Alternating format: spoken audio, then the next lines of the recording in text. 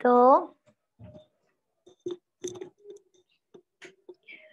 আজকে on page SEO. এখন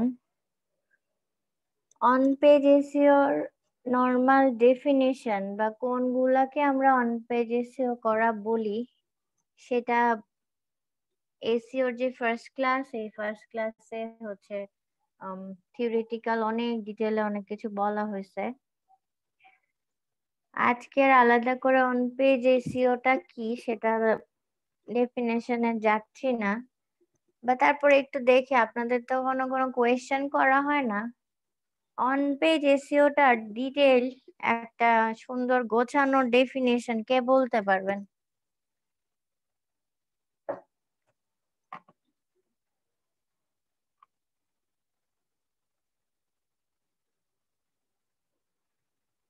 আপনাদের এই ক্লাসের কাউরে কোনো প্রশ্ন করলে একদম পিন ড্রপ সাইলেন্ট। আচ্ছা, ভুল বলেন বা রাইট বলেন বা যেটুকুই বলেন না, একটু বলেন অন পেজ এসইওটা কি। ডেফিনেশনটা তো থিওরির ক্লাসে অনেকটুকুই বলছি, বুঝাইছি। আপু, পেজের ভিতরে থেকে যে কাজটা করা হয় সেটা অন পেজ নাকি? আমার মনে আমরা হচ্ছে আর কি। আপু পেজের মধ্যে আমরা যে ডেসক্রিপশনের মধ্যে কিওয়ার্ড বসাই, ট্যাগ বসাই, তারপর হচ্ছে লিঙ্কিং গুলা করি পেজের মধ্যে, এগুলাই হচ্ছে অন পেজ এসইও।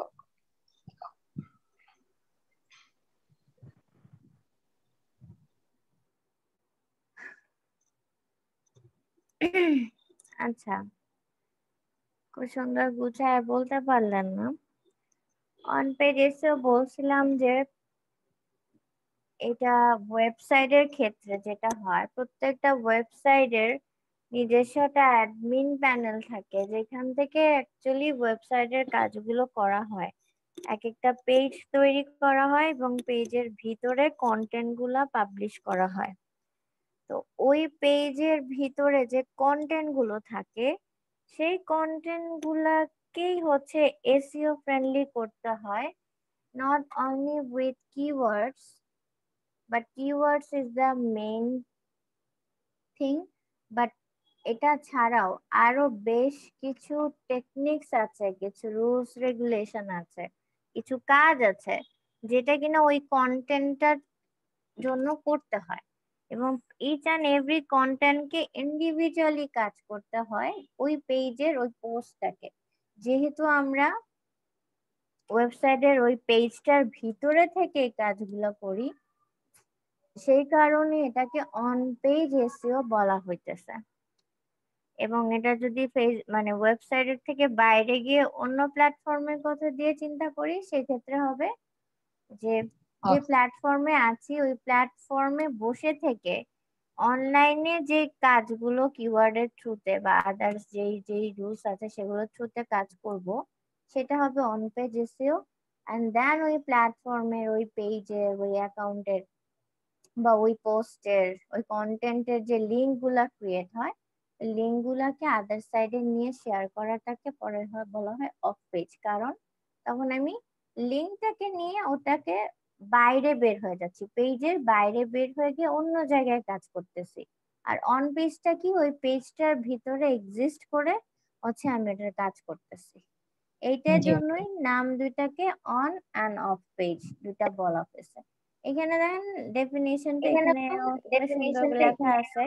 সুন্দর করে লেখা আছে যে on page refers to the optimization of website structure, content, anything that is on the page as opposed to off page SEO. If you imagine SEO as a bowl of soup, সে একটা এখানে উদাহরণ দিচ্ছে, একটা সুপের বাটি হিসেবে যদি আমরা চিন্তা করি, অফ পেজ হবে লিঙ্ক বিল্ডিং আর on page covers this expect. মানে বলের স্যুপের বোল যদি চিন্তা করি, তাহলে হচ্ছে গিয়ে স্যুপটা বানানোর জন্য আমরা যা যা করব, ইনগ্রিডিয়েন্ট গুলো দিব, সেগুলো হচ্ছে আমার অন পেজের কাজ হবে। আর স্যুপটা পরে হচ্ছে ক্লাসের সবাইকে এক বাটি করে খাওয়াইলাম, সেই খাওয়ানোটা হবে অফ পেজ এসইও। খুব মজা পাইছি আপু। আমি নিজে আজকে স্যুপ খাইছি, আমি আবারও স্যুপ আর জাওয়ের উপরে হচ্ছে তাই নির্ভরশীল নাকি আপু? হয়ে গেছি। স্যুপ আর জাও ছাড়া আমার আপাতত সবকিছু খাওয়া নিষেধ। বাহ, আবার প্রবলেম হচ্ছে আপু। হ্যাঁ, আমি আপনাদেরকে বলি না, আমি কত বলবো। লাস্ট দিন ধরে, পরশু দিন রাতে 4:30 থেকে ব্যথা শুরু হয়েছে আবার। আল্লাহ। কারণ আমাকে বলতেছে এন্ডোস্কোপি করাইতে যেতে। এইবার আমাকে মায়েরা ফেললো, আমি যাব না, মরে যাব, মরেই যাই, আমি খুশি হয়ে যাব মরে গেলে। আমি আর ডাক্তার, আমার কোনো ইস্যুস নেই, আমি আর ডাক্তার কাছে যাব না, আমি এদিক দিয়ে মরে গেলেই আমি খুশি। আগে আর করছিলেন আপু আপু এটা বলা এন্ডোস্কোপি? ঠিক না আপু। আমি এন্ডোস্কোপি আমার লাইফে ফার্স্ট করছি হচ্ছে ক্লাস 9-এ থাকতে। আমার পেপটিক আলসারটা তখনই ধরছে, যে প্রচুর খাওয়া দাওয়ার অনিয়ম। স্কুলে যেতাম না, আম্মু একটু কি খাওয়াই দিত, মুখে তুলে তুলে রেডি হইতাম, আর ওই মুখে তুলে তুলে কয়েক লোকমা খেয়ে বের হইতাম। টিফিন টাইমে সিঙ্গারা সমুচা পুরি খাইতাম। স্কুল শেষ হলে বেরোলেই ফুচকা মুচকা এইসব খেয়ে চলে যেতাম ম্যাডামদের বাসায় পড়তে। সেই পড়া শেষ করে বাসায় আস্তে আস্তে বিকাল। বিকালে এসে পরে নামে মাত্র একটুখানি ভাত খাইতাম, এরপর আর কিছু খাইতাম না। আবার অনেক রাতে না খেয়ে ঘুমাইতাম, এরকম করে করে হচ্ছে পেপটিক আলসার ক্লাস 9-এ ধরছে। সেই লেভেলের অবস্থা হয়ে গেছিল, আমার 3 মাস সাফার করছে ওটা নিয়ে। এরপরে আল্লাহর রহমতে ভালোর দিকে গেছে। এরপরে সেকেন্ড অ্যাটাক হয়েছে আবার পেপটিক আলসারের, সেটাও হচ্ছে কলেজ লাইফে। তখনও এরকম পুরো পেইন। আমি পুরো প্রত্যেকদিন কলেজে গিয়ে ক্লাস করতাম, একটা দুটা ক্লাস পরে বাথরুমে যেয়ে বমি করে আসতাম, আবার এসে বসে ক্লাস করতাম।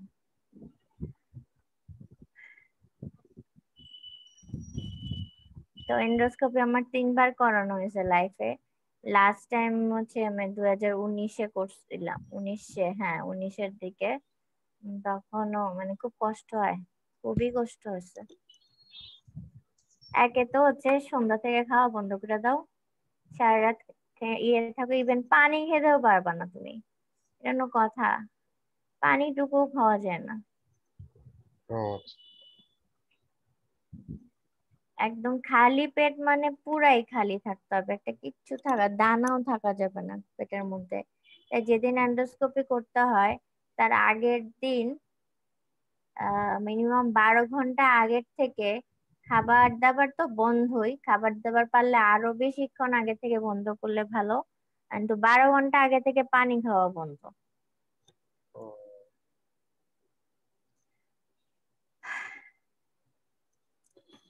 যাই হোক, পরে দেখেন অন পেজ এসইওর মানে কাজগুলো 2-3টা জিনিসে ভাগ করা আছে। যে শুধু যে কিওয়ার্ড নিয়ে আমরা অন পেজ এসইওর কাজ সম্পন্ন হয়ে যাবে সেটা না। প্রথমে আসতেছে কি লেখা, পয়েন্ট আকারে কন্টেন্ট। কন্টেন্টটা কি?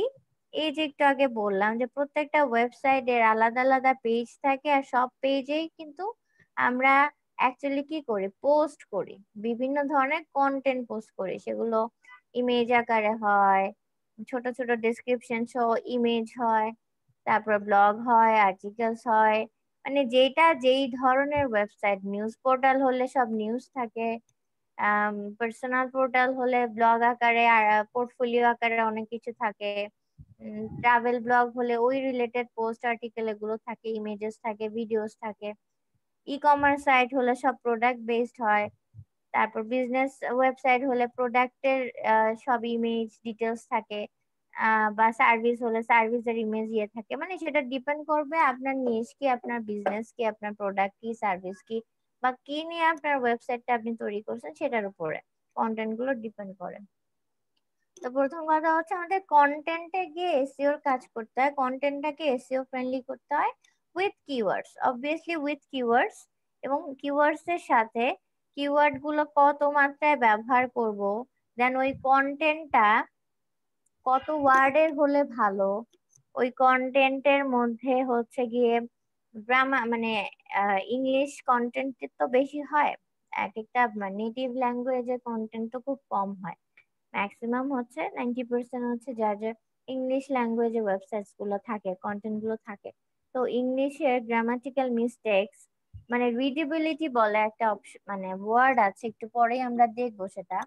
রিডেবিলিটিটা কত ভালো, মানে আপনি যে জিনিসটা কন্টেন্টটা লিখে দিলেন with images and videos everything, ওইটা মানুষ কতটা পড়তে পারতেছে, কতটা সহজ হচ্ছে, বোধগম্য হচ্ছে, কোনো বানানে ভুল আছে কিনা, সেন্টেন্স মেকিং এ ভুল আছে কিনা, কোনো গ্রামাটিক্যাল মিস্টেক্স আছে কিনা, অনেকগুলা ব্যাপার সেখানে থাকে।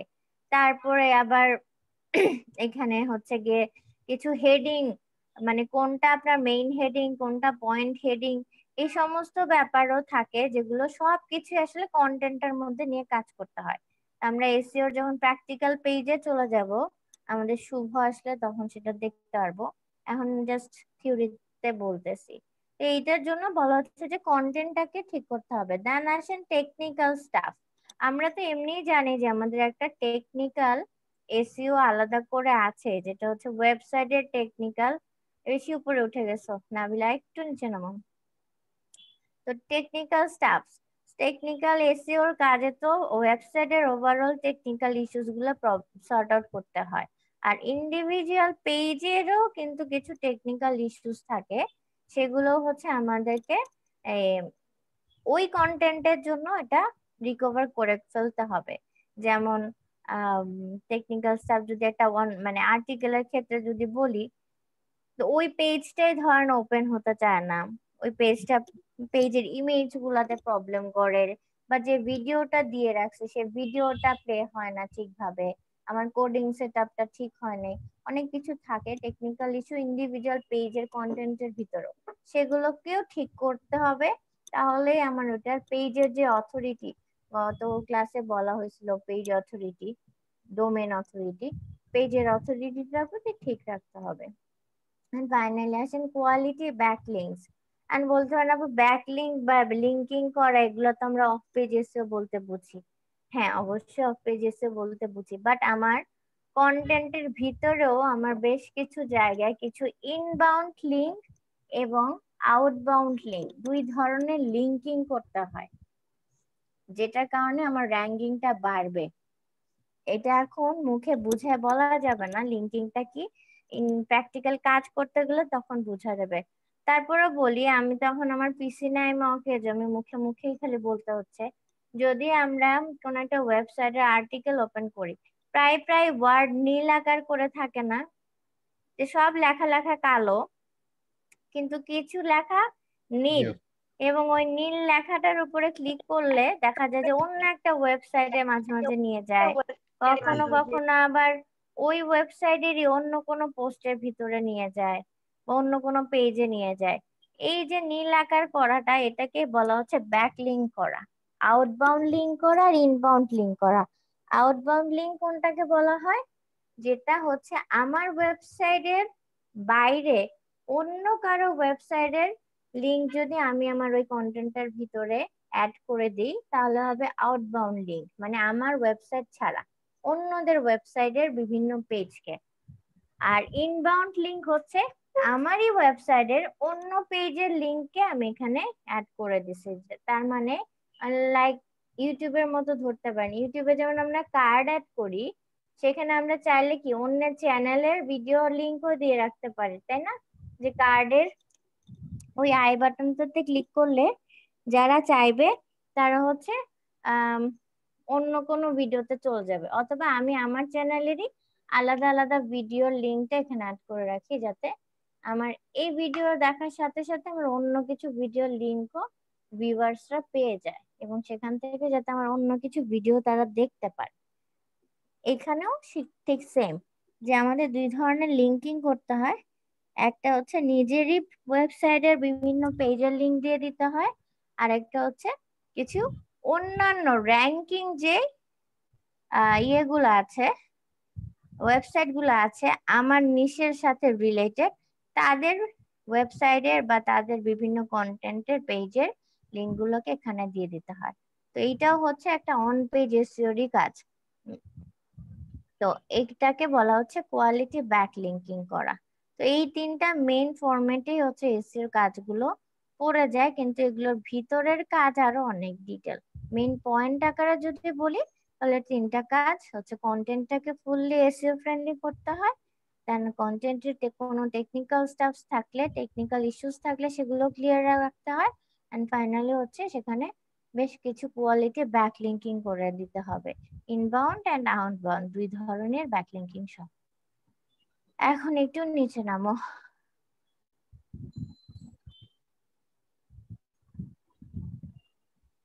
আচ্ছা, বেশি নিচে নেমে যাচ্ছ, আমি তো নিজেই ভুলে গেছি আমার নিজের পেজের কি আছে না আছে। সমস্যা নাই, বুঝতেছি। Why should you work on page SEO? Because আচ্ছা, কেন ওয়ান পেজ এসইও করতে হবে? অবশ্যই এটা হায়ার র্যাঙ্কিং, এসইও মানেই আমার র্যাঙ্কিং এর জন্য। আমাদের শুভ বাবাজি কি এখনো আসে না ক্লাসে? হুম। আচ্ছা, শুভ যদি ক্লাসে আসে আমাকে বলবেন। আচ্ছা, তো এসইও মানেই হচ্ছে আমি র্যাঙ্কিং এ আসার জন্যই এসইও করে যাচ্ছি, এবং অর্গানিক ট্রাফিক যাতে আমার পেজের ওয়েবসাইটের মধ্যে আসে সেটার জন্য এসইও করতেছি। Then unlike off page, on page SEO is fully under control. Off, এই কথাটার মানে হচ্ছে গিয়ে অফ পেজ এসইও, আপনি ফর এক্সাম্পল আমার একটা গানের ভিডিও, ঠিক আছে, চ্যানেলের গানের ভিডিও লিংক আমি আপনাদেরকে দিলাম। আপনাদের ক্লাসে এখন ধরেন আছেন কত, 20 জন আছেন মনে হয়, না 19 জনই আছেন।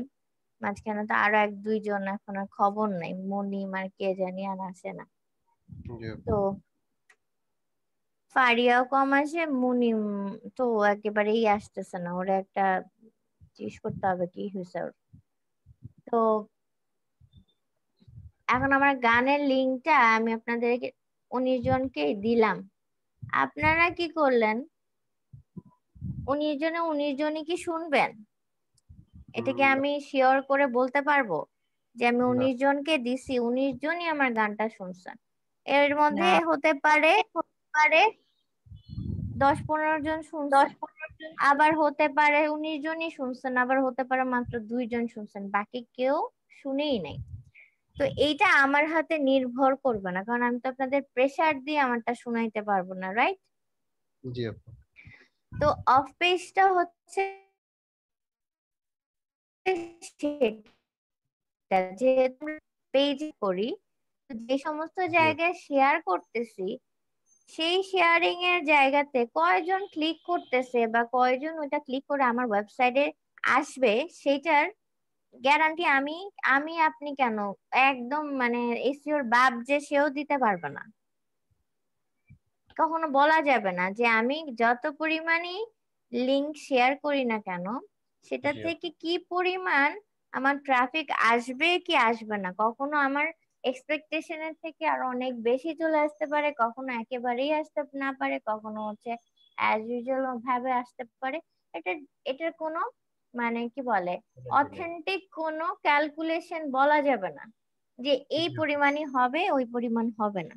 কিন্তু অন পেজের একটা ব্যাপার যেটা, যে আমি যদি অন পেজের প্রত্যেকটা জিনিস ভালোভাবে একদম প্রপার ওয়েতে করি, তাহলে আমার অন পেজের থ্রুতে যতটুকু আমার মানে ওয়েবসাইটের অথরিটি, ডোমেন অথরিটি বলেন বা পেজের অথরিটি বলেন বা আমার পেজের কোয়ালিটি বলেন, আমার আর্টিকেলের কোয়ালিটি গুলো বলেন, এবং আমার একটা ভালো একটা কন্টেন্ট আর্টিকেল হলে সেটা ভালো, মোটামুটি সবাই ভালো পড়বে, এইটা আমি at least rather than off page, on পেজের টুকু আমার কাছে কন্ট্রোল, কারণ আমি নিজের হাতে বসে বসে এই যতগুলো নিয়ম অনুযায়ী আমার কাজ করা উচিত সেই কাজগুলো আমি করতেছি। তো জি। আমি আমার প্রপার কাজটা করে দিলে আমি অ্যাটলিস্ট ভরসা রাখতে পারি যে আমি পুরাটা ঠিকভাবে পরীক্ষার খাতার মতো যদি দেই, যে আমি 80 মার্কসের 100-তে যদি 80-তে 80 আমি শিওর থাকি যে আমি 80-তে 80 হচ্ছে প্রপার ওয়েতে করছি, তাহলে আমি অ্যাটলিস্ট তো আশা করতে পারি যে আমি 80 মার্কসের একদম ফুললি আমি শিওর যে 80 অ্যান্সার আমি ভালোভাবে করে দিয়ে এসেছি। তো 80 যদি নাও পাই, আমি 70-75 তো পাবোই। কিন্তু অফ পেজে আমি সেটা বলতে পারি না। অফ পেজে আমি 80 আনসার 100তে 100 আনসার করলেও আমার অ্যাকচুয়ালি কত আসবে মার্কস সেটা এক্স্যাক্টলি বলা যাচ্ছে না। এই জন্য বলা হচ্ছে যে rather than off page, on page এসিওর কন্ট্রোলটা আমাদের নিজেদের হাতে অনেকটা থাকে। তারপর একটু নিচে নামেন নাবিলা। আচ্ছা, when should you on page something because sometime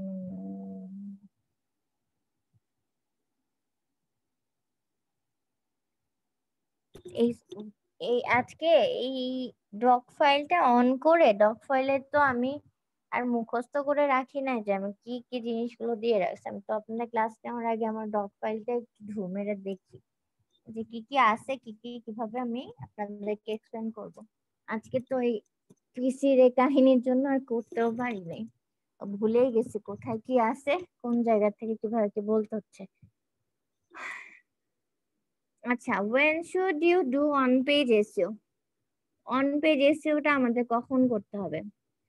লেখা আছে না something requires on time setup when starting with the website, page structure, HTTPS, website speed optimization, other activities are needed everyone in blah blah. আচ্ছা, এখানে যা লেখা আছে সেটাকে বাদ দেন, সোজা ভাষায় আমি বলি যেটা আছে সেটা। এটা হচ্ছে অন পেজে এসের কাজগুলো বেসিক্যালি করা হয় যখন আমরা একটা ওয়েবসাইট ডিজাইন করি। ওয়েবসাইটের ডিজাইনের সাথে সাথেই আমাদের অন পেজ এসের কাজগুলো শুরু করে দিতে হয়। কারণ ওয়েবসাইট ডিজাইন যখন করতেছি, ওয়েবসাইটটা ডেভেলপ করতেছি, তখনই কিন্তু আমি বিভিন্ন ধরনের পোস্ট ওখানে করতেছি এবং ওই সময় আমি পোস্টগুলোকে এসইও করেই পোস্ট করতেছি। পোস্ট করার পর ওটাকে এসইও ফ্রেন্ডলি করে নিচ্ছি। কারণ আমার একটা রেডিমেড ওয়েবসাইট যখন একজন মানে ফুললি পাবলিশ হয়ে যাবে, গুগল অ্যানালিটিক্স এর থ্রুতে সেটাকে আমি ক্রলেবল করে দিব। ক্রলেবল ওয়ার্ডটাতে একটু পরে আসতেছি, যে আমি এটাকে অন করে দেব। সোজা কথা যে পাবলিক করে দিছে। আমি যখন আপনাদের ভিডিও আপলোড দেই ক্লাসে, ভিডিও আপলোড দেওয়ার আগে তো আমি ভিডিওর কাস্টমাইজ থাম্বনেলটাকে সেট করি, ইন স্ক্রিন অ্যাড করি, কার্ড অ্যাড করি, টাইটেলটাকে দেই, একটু কিছু ট্যাগ বসাই, এগুলো করি। তো এগুলো আমি কখন করি? যখন আমি ভিডিওটাকে আপলোড করব, ওই সময় আমি এগুলো সব ডান করে দেন ফাইনালি আপলোড করে দেই। তখন পাবলিক হয়ে যায়, সবাই সেটা দেখে। তো আমার একটা ওয়েবসাইট যদি আমি ওভারঅল পোস্ট গুলা কন্টেন্ট গুলিকে অন পেজ এসে ছাড়া না করে ওই সময়টাতেই আমি ওভারঅল সবগুলোকে অন পেজ এসের কাজগুলো ডান করে পাবলিক করে দেবো। দেন এমন তো না যে আমি যে কটা কন্টেন্ট বা পেজ নিয়ে আমার ওয়েবসাইট স্টার্ট করছি সেগুলাই শুধু বিলং করে, আর নতুন কিছু অ্যাড হয় না, সেটা তো না। কন্টিনিউয়াসলি তখন নতুন নতুন আরো ব্লগ, আরো আর্টিকেল, আরো প্রোডাক্টের ইনফরমেশন, আরো পোর্টফোলিও, এটা সেটা কন্টিনিউয়াসলি তখন অ্যাড হতে থাকে এবং কন্টিনিউয়াসলি তখন এই কাজগুলো চলতেই থাকে। বাট মানে ফার্স্টের দিকে প্রাইমারি বেসিসে যখন ওয়েবসাইট আমরা তৈরি করি তখনই হচ্ছে গিয়ে আমরা অন পেজ এসইও কাজটা ডান করে ফেলি। নিচে নামেন।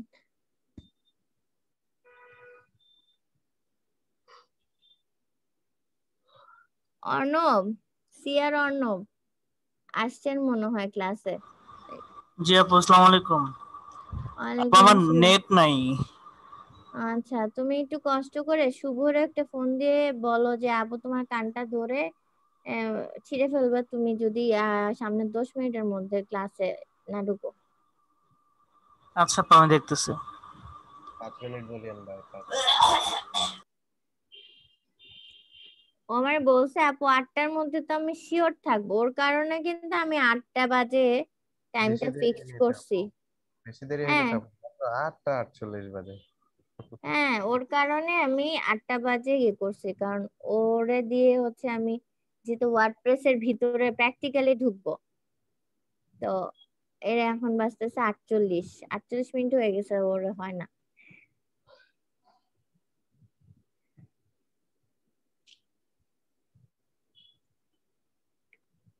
আচ্ছা, অন পেজ এসইওর কাজগুলো কে করে? অন পেজ এসইওর কাজগুলো আসলে আমাদের মতো যারা এসইও নিয়ে কাজ করে, এসইওর এক্সপার্ট তারা করে। যারা এসইওর কাজটা পারে বা এসইওর স্পেশালিস্ট এই ধরনের মানুষই হচ্ছে অন পেজ এসইওর কাজগুলো করে। বা যে অনেকে আছে যেমন ডিজিটাল মার্কেটিয়ার যারা এক্সপার্ট লেভেলে, যেমন আমার যে মেন্টর সাইদুর ভাই উনি নিজেই তো এক্সপার্ট। উনি ওনার মানে ওয়েবসাইটের পেজের এসইওর কাজ অন্য কাউকে দিবে না। উনি যখন নিজে একটা ব্লগ পোস্ট করে বা কিছু পোস্ট করে উনি নিজেই সেটাকে এসইও টিসইও করে সবকিছু করে পোস্ট করে।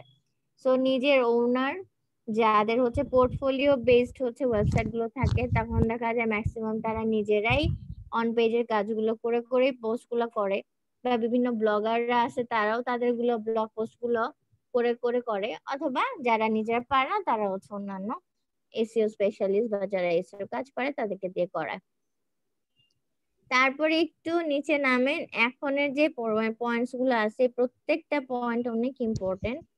এত নিচে নেমে যান না, এই টাইটেলটা থেকে তারপর নিচে নামেন, একটা শেষ করে তারপর নিচে যান। হোয়াট এসইও ফ্যাক্টর, এই টাইটেলটা হচ্ছে ওইটা। একটু উপরে উঠো না বুঝলা। আচ্ছা, তো what are on-page SEO factors? On-page optimization consists of many steps.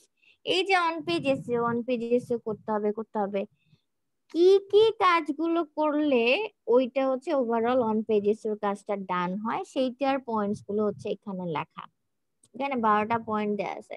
শুধু যে 12টা পয়েন্টের কাজ করলেই সব ডান সেটা না, ইন্টারনাল প্র্যাকটিক্যাল কাজ করতে গেলে টুকিটাকি আরো অনেক কিছু অ্যাডেড হয়। বাট এই 12টা জিনিস হচ্ছে মেইন 12টা স্টেপস, এই স্টেপস গুলো আমাদের ডান করতে হয়। প্রথমে হচ্ছে দেখেন কি লেখা, ক্রলেবল ওয়েবসাইট। একটু আগে উচ্চারণ করছিলাম যে ওয়েবসাইটটাকে যখন ক্রলেবল করে দেই। ক্রলেবল মানে কি?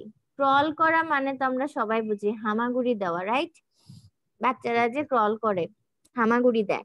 এইখানে ক্রলেবল ওয়েবসাইটটা বলতে বলা হয়েছে আমরা যখন একটা ওয়েবসাইট বানাই পাবলিশ করি, এই যে আমাদের সবার একটা সাবডোমেন আছে, একটা মেইন ডোমেন থেকে সাবডোমেন আছে।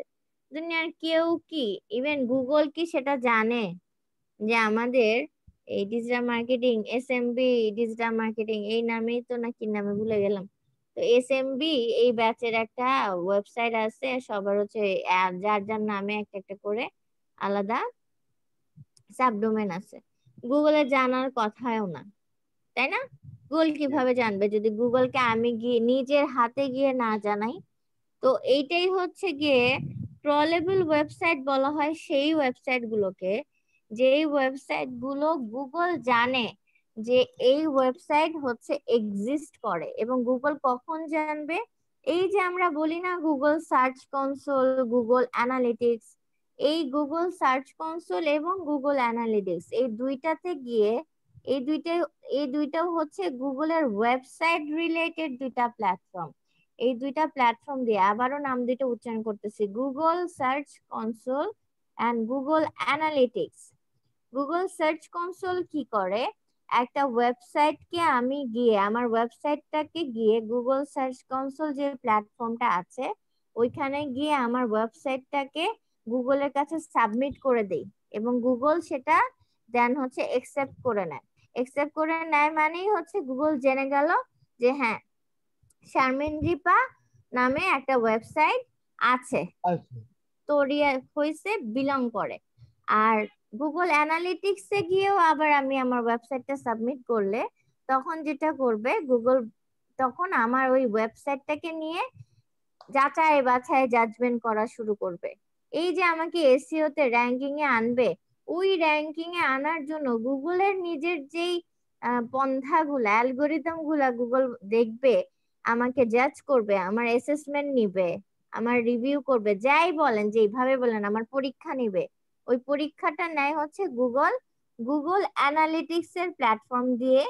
আর গুগল সার্চ কনসোল দিয়ে হচ্ছে গুগলের কাছে আমি গিয়ে আমার ওয়েবসাইটটাকে সার্টিফাইড করে দেই এবং দেন গুগল হচ্ছে আমার এটাকে একসেপ্ট করে প্ল্যাটফর্মে, এই যে গুগলের যে ব্রাউজার এই যে সার্চ ইঞ্জিন প্ল্যাটফর্মটা এখানে গুগল ছেড়ে দেয়, যাতে তখন যে কেউ খুঁজলে আমার ওয়েবসাইটটাকে খুঁজে পায়।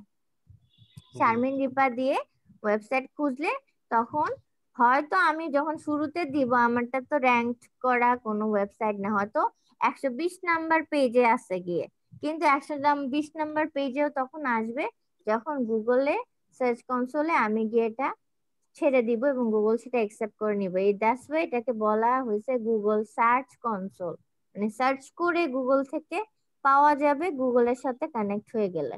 আর গুগল অ্যানালিটিক্স এর থ্রুতে কি করবো, আমার ওয়েবসাইটের সকল ধরনের বিচার বিবেচনা গুগল বসে বসে করবে, করে গুগলের কাছে যখন সবকিছু আপ টু দা মার্ক মনে হবে ওই অনুযায়ী আমি ওই 120 নাম্বার পেজ থেকে র্যাঙ্ক করতে করতে করতে করতে করতে করতে এসে অথবা 1 নাম্বার 2 নাম্বার 3 নাম্বার পেজে চলে আসবো।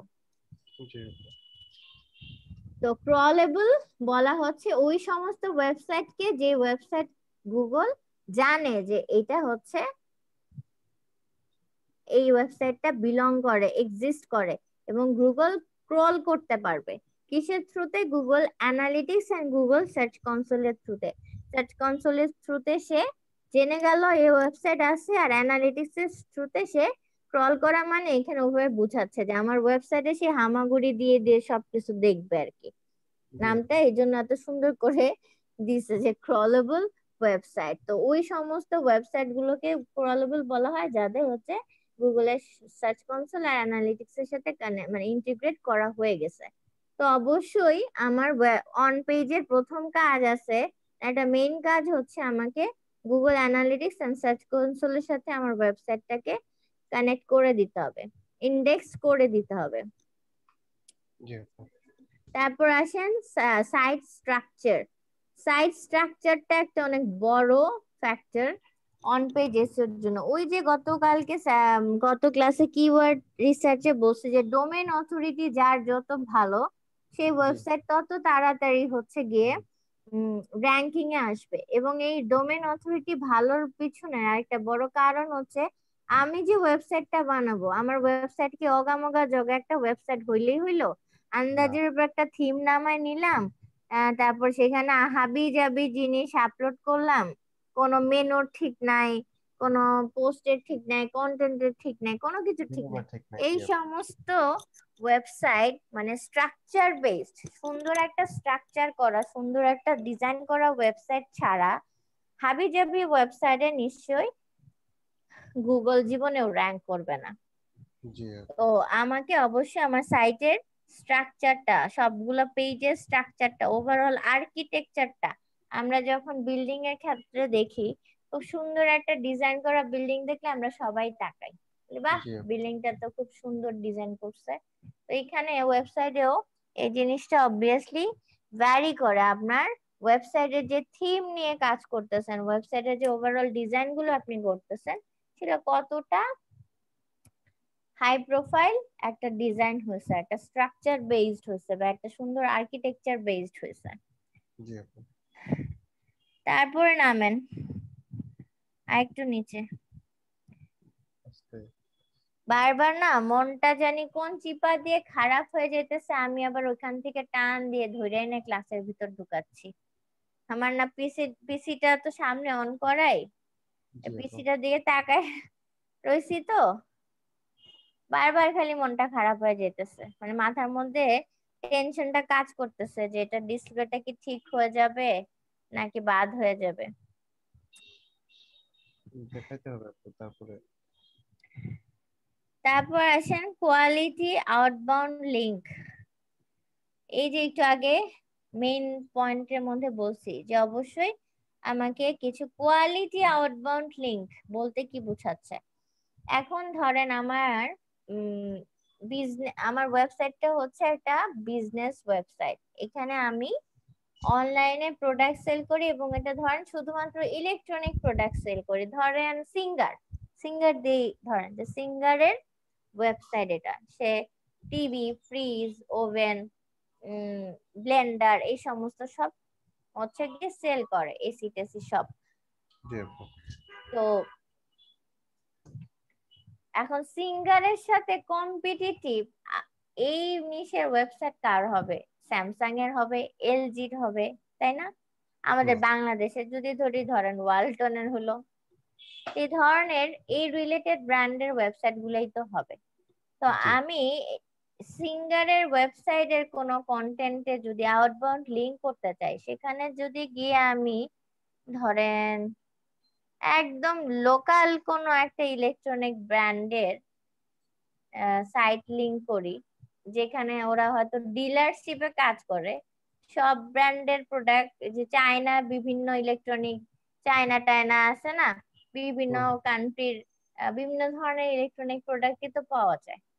তো ওই জি সমস্ত প্রোডাক্ট সেল করে এমন কোন ওয়েবসাইটের লিংক যদি আমি সিঙ্গারের ওয়েবসাইটের লিংকের মানে পোস্টের মধ্যে কোনো একটা পোস্ট দিল, ধরেন নতুন একটা ওভেন নিয়ে আসছে ওরা, ওই ওভেনের পিকচারটা দিছে, ওভেনটার ওভারঅল স্পেসিফিকেশন ডিটেলস, কিভাবে কি কাজ করে না করে সবকিছু সহ একটা পোস্ট ওরা ওদের ওয়েবসাইটে দিছে, এটার এসিও কাজ করবে। এখন ওইখানে লিঙ্কিং করবে, ওখানে যে ওই কম দামি ওয়েবসাইটটার লিংক যদি এনে দেয়, তো ওই ওয়েবসাইটের লিংকের থ্রুতে কি ওই সিঙ্গারের কোনো লাভ হবে, নাকি সিঙ্গার যদি ওর কন্টেন্টের মধ্যে এই স্যামসাং এর, এলজির, তারপর হচ্ছে গিয়ে হিটাচি, এই সমস্ত ব্র্যান্ডের সাইটের কিছু লিংক এনে অ্যাড করলে ট্রাফিক বেশি আসবে কোনটা থেকে? অবশ্যই ওগুলা থেকে, তাই না? তো এটাকে বলা হচ্ছে quality outbound link. Outbound link একটু আগে কি বললাম, যে অন্যান্যদের ওয়েবসাইট, আমি যে নিশে আছি, আমার নিশের সাথে রিলেটেড হাই প্রোফাইল ওয়েবসাইট অন্যদের যাদের আছে, তাদের ওয়েবসাইটের লিংকটা আমার কন্টেন্টের মধ্যে বিভিন্ন জায়গায় হচ্ছে লিঙ্কিং করে দিতে হবে, যাতে হচ্ছে ওই সমস্ত ওয়েবসাইটে যারা যায়, ট্রাফিক গুলো যায়, আমি আমার কন্টেন্টে ওই ওয়েবসাইটের লিংক গুলাকে অ্যাড করে দিলে, এটা না অফ পেজ এসইওর সাথেও কিন্তু কানেক্টেড। অ্যাড করে দিলে ওই ওয়েবসাইটেরও যেরকম অনেক ট্রাফিক থাকবে, সেখান থেকে কিছু ট্রাফিক আমার ওয়েবসাইটেও আসবে, আবার আমার ওয়েবসাইট থেকেও কিন্তু ওদের ওয়েবসাইটেও যাবে, দুইজনেরই যাওয়া আসার মধ্যে আমার কি হবে, ট্রাফিকটা বাড়বে। এই জন্যই লিঙ্কিং করা হয়। সো এখানে কোয়ালিটি আউটবাউন্ড লিংক করতে হবে। আমার ওয়েবসাইটে আমি যার তার লিংক হচ্ছে গিয়ে করতে পারবো না, এখানে অ্যাড করে দিতে পারবো না, আমাকে অবশ্যই ভালো কারোর লিংক গুলো অ্যাড করলেই আমার এটা ভালো র্যাঙ্কিং এর কাজ করবে, আদারওয়াইজ করবে না। দেন আসেন ওয়েবসাইটের স্পিড। এই প্রত্যেকটা পয়েন্ট গুলো আমি এখন মুখে বলতেছি না, এই প্রত্যেকটা জিনিস কিন্তু আমার প্র্যাকটিক্যালি দেখানোর কথা পিসিতে। আপনারা এক কাজ করেন, জি আপু আমাদের আমার যে প্রিভিয়াস ব্যাচ একটা ছিল, যে ব্যাচে মালিহা ছিল, জি আপু ওই ব্যাচের এসইওর যে ক্লাসগুলো, সেই ক্লাসের লিংক গুলো আমি আপনাদেরকে দিয়ে দিব, তাহলে আচ্ছা আপনারা একটু ওই ক্লাসেরটাও দেখে নিন। এখান জি থেকে যদি কিছু প্রবলেম হয়, তাহলে ওখান থেকেও দেখে আর একটু আইডিয়াটা ভালো, কারণ ওই ক্লাসের অন পেজ অফ পেজ এসইওর গুলো প্রত্যেকটা জিনিস বলছি আর প্র্যাকটিক্যালি দেখায় দেখায় বুঝাইছি। যদিও একটু বদার্ড হবেন ওদের ক্লাসের ভিডিও গুলো দেখতে গিয়ে, কারণ দেখবেন ওরা কি পরিমাণ পক পক পক পক পক পক করতো, কোয়েশ্চেনও করতো, প্লাস হচ্ছে ভীষণ মানে বক বক করতো ক্লাসের মধ্যে। আপু আমিও ওদের সাথে অনেক বক বক করতাম।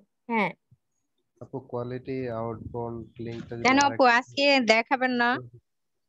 আজকে আমি দেখাবো কিভাবে, আমি তো আমার পিসি তো মরে রয়েছে, আমি তো ওই যে তাও নাবিলার স্ক্রিন শেয়ারটা দিয়ে আমি মানে অন করে বুঝছি। রাখছি।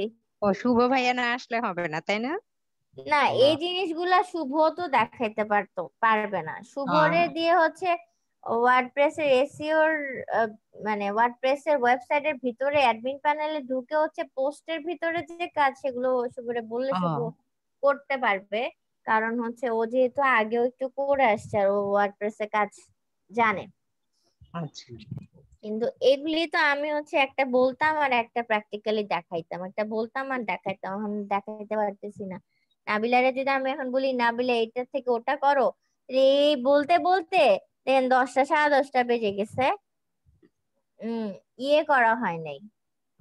দোয়া করেন মন থেকে যাতে আমি কালকে এটা ঠিক করতে নিয়ে যাই, আমার না ইনশাআল্লাহ হয় টাকা যাক কিছু, কি আর করা। সো টাকা গেলেও আমি হচ্ছে যাতে আমার পিসিটা ঠিক হয়ে আসে। কোথায় ঠিক করবেন আপু? ওই এলিফ্যান্ট রোডে আসবেন নাকি? না, কই আর যাবো, আইডিবি বা মাল্টিপ্ল্যান এই দুই জায়গায়। আমার এক বড় ভাই আছে পরিচিত, সে অনেক এক্সপার্ট এইসব কাজে। তো ও আচ্ছা। ফার্স্টে তার কাছে নিয়ে যাব, সে যেটা সাজেশন দিবে ওই অনুযায়ী পরে অন্য জায়গায় যাব। আইডিবিতে আপু? দেখি সে কোথায় বলে।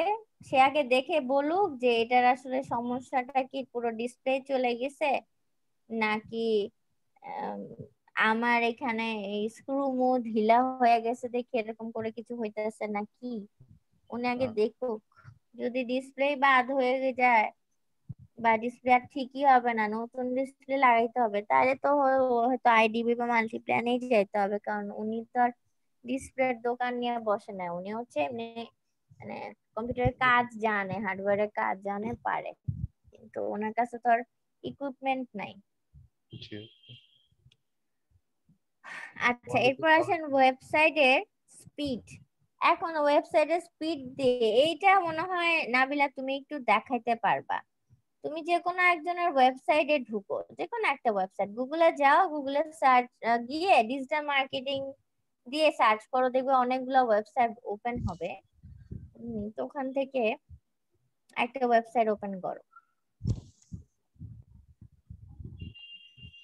সিফাত, তুমি পারো, ঠিক আছে। আহ, আমি ওটার কথা বলতেছি না। যারা আগে এসইওর কিছু কাজ করছে তারা এসইও পারবা। কিন্তু আমি যে এখন যে পয়েন্ট গুলো বোঝাচ্ছি না, সে পয়েন্ট গুলো বোঝানো আর সাথে সাথে আমার পিসির থেকে দেখানো আর তোমাদেরকে বললে তোমরা দেখানো, সেটার মধ্যে না তফাৎ আছে ভাইয়া, এই জন্য বলতেছি। এখন যদি আমি নাবিলাকে বলি, এই যে নাবিলাও তো পারবে, এই যে যাচ্ছে তো, কিন্তু এই যে প্রত্যেকটা বলবো নাবিলা যাবে আসবে, অনেক সময়ের সাপেক্ষ ব্যাপার হয়ে যায় না। জি জি আপু। আপু, এইভাবে আসলে ঝামেলা হয় এরকম করে করতে গেলে। আপনি ডিজিটাল মার্কেটিং লেখেন, ডিজিটাল মার্কেটিং লেখেন, অন্য কিছু এখন আর দেওয়ার দরকার নেই, মানে ইয়ে করার জন্য।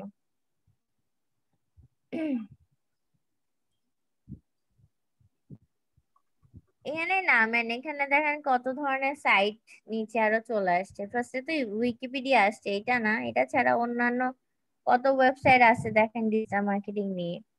যে কোনো একটা সাইটে ঢুকেন, এই যে এটা, এটার মধ্যে আসছেন, সামনে চলে গেল তো উপরে, এটাতে ঢুকেন।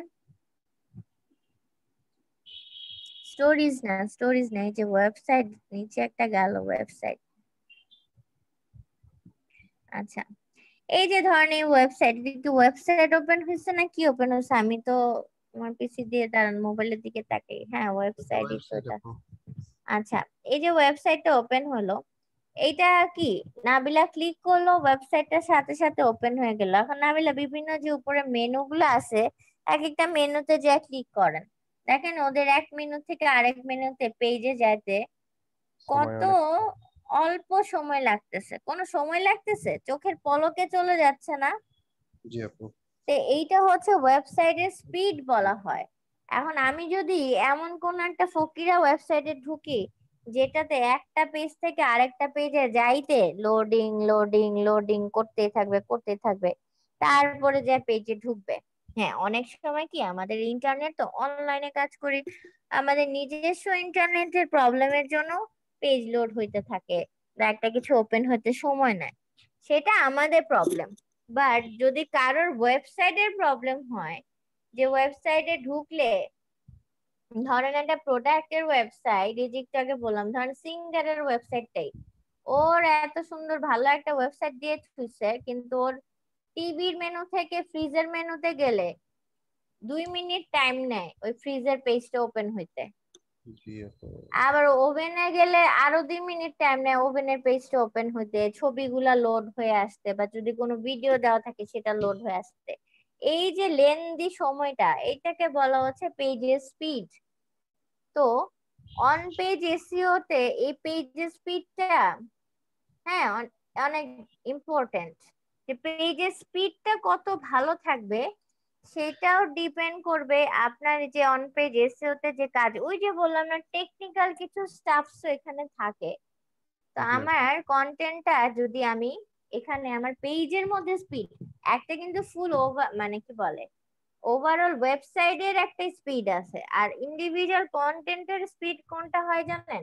আমি যদি খুব ভারী হেভি মাপের কোনো ইমেজ অ্যাড করি, অনেক লেন্দি কোনো ভিডিও অ্যাড করি কন্টেন্টে, ধরেন অলমোস্ট 1 ঘন্টা ধরে ভিডিও, হ্যাঁ এরকম না, হেভি হেভি জিনিস যদি অ্যাড করি, বা আমি বিশাল বড় 3-4 হাজার ওয়ার্ডের একটা কন্টেন্ট পোস্ট করছি, তারপর জি সেখানে অনেকগুলো লিঙ্কিং যে মানে ব্যাকলিঙ্কিং যে করছি, সেই লিঙ্ক গুলা হচ্ছে গিয়ে এত মানে বেশি পরিমাণ করে দিছি, এবং যাদের লিঙ্ক গুলো করছি সেই লিঙ্ক গুলার কারণে আমার মানে ওই কন্টেন্টটার সবকিছু আলটিমেটলি স্লো হয়ে গেছে। জি তো ওই পেজটাতে ওই কন্টেন্টে ঢুকলে পুরো কন্টেন্টটা ওপেন হয়ে আসতে আসতে অনেক লেট হয়। দ্যাটস ওয়াই আমাদের খুব বেশি ভারী ধরনের হাই রেজুলেশনের ইমেজ আমরা অ্যাড মানে করব, অবশ্যই হাই রেজুলেশনের ইমেজেই অ্যাড করতে হবে, কিন্তু তারপরে ইমেজের একটা মানে আছে, একটা মাপ আছে ওয়েবসাইটে, যে এই পরিমাণ মাপের ইমেজ গুলো থাকলে ভালো, এর থেকে বড় মাপের ইমেজ গুলো বা ভিডিও গুলো হয়ে গেলে তখন ওই কন্টেন্টটা বা ওই পেজটা স্লো হয়ে যায়। জি তো সেগুলো আমাদের করা যাবে না, ওই পেজের ওই পোস্টের স্পিডটা যাতে ভালো থাকে, তাই আমাদের নির্দিষ্ট যে মাপ থাকে সেই মাপ অনুযায়ী আমাদের যে রেজুলেশন দেয়া থাকে বা যে এমবি দেয়া থাকে, যে এই ডিউরেশন ওয়াইজ দেয়া থাকে, বা যে ফরম্যাটে বলা থাকে যে এই ফরম্যাটটা সাপোর্ট করবে, এবং এগুলো কিন্তু এক একটার জন্য এক এক রকম, হ্যাঁ কখনো একটা ওয়েবসাইটের সাথে আরেকটা ওয়েবসাইটের মিল পাবেন না, কারণ ও, এক একটা ওয়েবসাইটের থিম এক এক রকম, জি আপু। একটা ইউনিক কোনো মাপ কিন্তু নাই। না আপনি যেই থিমটা নিয়ে যে ডিজাইনটা নিয়ে কাজ করছেন আপনার ওয়েবসাইটের, সেই থিমের সেই ডিজাইনের উপর বেস করে কিন্তু আপনার ইমেজ ভিডিওস বা বিভিন্ন জিনিসের হচ্ছে কি বলে ডাইমেনশন গুলো থাকবে, সেটা একটার সাথে আরেকটার মিল নেই। জি আপু। সো আপু চলে যান এখন আবার আমাদের শীটে। এরপর আসেন মোবাইল ফ্রেন্ডলিনেস, এইটা তো অবশ্যই দরকার আছে। যে ওয়েবসাইটটা একটু আগে যে ওয়েবসাইটে ঢুকলাম, এটা আমার পিসি থেকে দেখতেছি যেমন সুন্দর লাগতেছে, আমি যদি জি মোবাইল থেকে ঢুকে আম, এই ওয়েবসাইটটাকে ঠিক এরকম সুন্দর ভাবেই না পাই, তাহলে কিন্তু লাভ হবে না, কারণ এখন ম্যাক্সিমাম ইউজার হচ্ছে মোবাইল বেসড, পিসি ল্যাপটপ থেকে দেখে কম।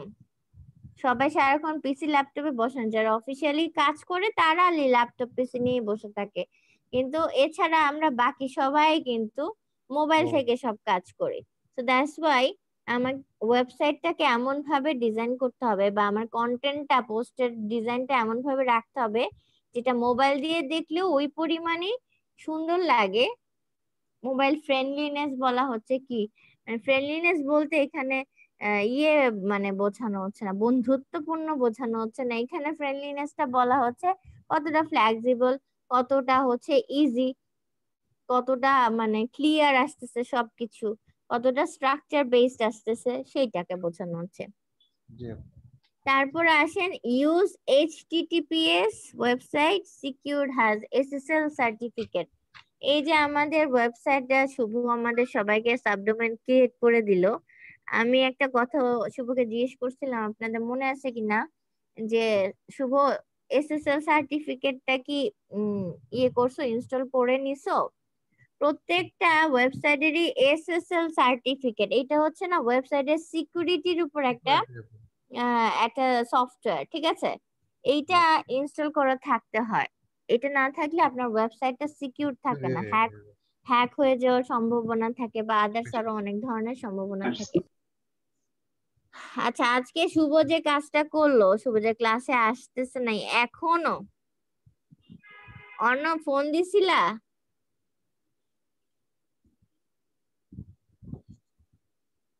ও অর্ণব দাদা, অর্ণব, ওয়াশরুমে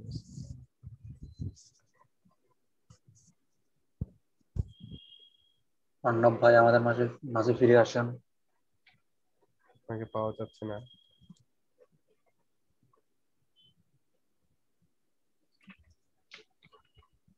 আচ্ছা, ভাই বিচের বাতাস খায়। মনে হচ্ছে। হ্যাঁ, এত সুন্দর বাসা সামনে তাই নিয়ে বসে থাকে, তার আর মন খারাপ হওয়ার চান্স আছে? মন জি খারাপ হলে ছাদের উপরে বসে যে এই প্রকৃতি দেখলে তো মন সেটাই ভালো আপু। হয়ে যাবে। এনিওয়েজ গেল তো, অবশ্যই এটা মোবাইল ফ্রেন্ডলিনেস থাকতে হবে। এরপর এসএসসিএল সার্টিফিকেটটা আমাদের থাকতে হবে প্রত্যেকটা। এরপর আসেন user friendly URL or URL addresses are simple and UX friendly. UX, এই UX মানে হচ্ছে ইউজার এক্সপিরিয়েন্স। যারা ওয়েবসাইটের কাজ করে তাদের জি। কাছে এই টার্মটা খুবই কমন। দেখবেন যে বলবেন ইউএক্স আইএক্স এর ডিজাইন পারি এই সেই। তো ইউএক্সটা হচ্ছে ফুল ইলাবোরেশনটা হচ্ছে ইউজার এক্সপেরিয়েন্স। এখন ইউজার এক্সপেরিয়েন্সটাও আমরা কিভাবে বুঝবো যে আমরা যখন একটা ওয়েবসাইটে ঢুকি, এখন এটা একটুখানি আমাদেরকে প্র্যাকটিক্যালি দেখলে বেশি ভালো বোঝা যাবে। আম, নাবিলা, তুমি যে দারাজের ওয়েবসাইটটাতে ঢুকো।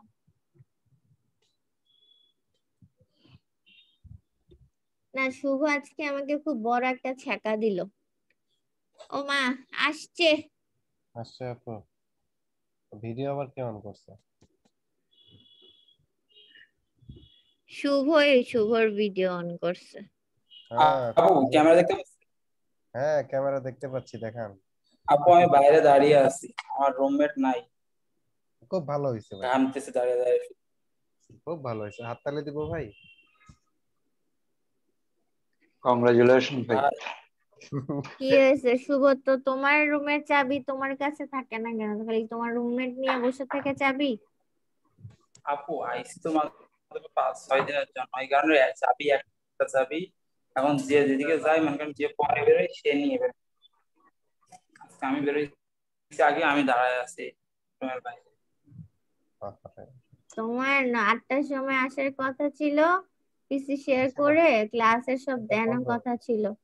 And দেখো এখন আমি করতেছি। হ্যাঁ আপু, তারা চলে আসছে আমাদের মাঝে। এনিওয়েজ, কি করবা, দাঁড়ায় থাকো। আজকে আর প্র্যাকটিক্যাল আপু আমি কাজে দাঁড়ায় ঢোকা আছি, লাগবে না। আমার বাড়ি গেলে তারপরে আবার সবকিছু অন হবে, দাঁড়ায় হচ্ছে না। বসে পড়ুন ভাই, বসে পড়ুন। তুমি বাড়ি যাও, সিঁড়িতে তাই বসো, বসবো কই বল? সিঁড়ি ঘরের সিঁড়ির আপু মধ্যে কোথাও ও, বসো। দাঁড়ায় আসো কেন? আপু বালুচরে রয়েছে তো, বালুচরে শুধু বালি, আপু বসার মতো কোনো জায়গা নেই রুমের বিছানা ছাড়া। আর এই যে মুখ দিয়ে ফু দিয়ে দেন, তাহলে তো হয়ে যাবে। সিঁড়ি কি টিস্যু টিস্যু পাকা দিয়ে। করা না নাকি? আপু পাকা করা, কিন্তু আপু বালি, প্রচুর বালি, টিস্যু বসার মতো অবস্থা নাই। তারপরে একটু ফুটু দিয়ে ইয়ে করে বসো, টিস্যু টিস্যু কতক্ষণ দিয়ে দাঁড়ায় দেন। থাকবা? আপু সমস্যা নেই আপু, দাঁড়াই দাঁড়াই চলবে। হুম। আচ্ছা, স্যান্ডের উপরে বসে যান। ঠিক আছে, আমরা ক্লাসে ফিরি। সেটা হচ্ছে বসুন বসুন। ইউএক্স ফ্রেন্ডলি বলছি। এখন ইউজার ফ্রেন্ডলি বা ইউজার এক্সপিরিয়েন্স ফ্রেন্ডলি হবে তখনই যখন ধরেন এই যে দারাজের ওয়েবসাইটটাই গেছি, যদিও দারাজের ওভারঅল ওয়েবসাইটের ডিজাইন সবকিছু হচ্ছে ভালো, কিন্তু এই যে এত এত অ্যাড আসে, এগুলো কি আমরা পছন্দ করি না বিরক্ত হই? বিরক্ত, প্রচুর এই যে বিরক্ত। দেখেন ঢুকার পরেই এই যে উপরে অ্যাড, এইখানে শ্যাম্পু সাবানের অ্যাড, নিচ দিয়ে সাকিবের অ্যাড, একটার পর একটা অ্যাড আসতে আছে। এগুলো কি ভালো লাগে? না, এইটাতে কিন্তু আমরা একটু বিরক্ত হচ্ছি। তার মানে কি আমি একটা ইউজার না? জি হ্যাঁ। আপু।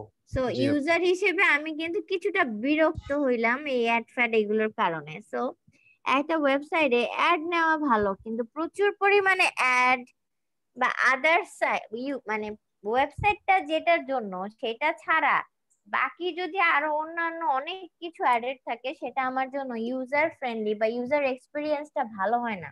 আমার ওই ওয়েবসাইটটার প্রতি একটু বিরক্তি থাকবে।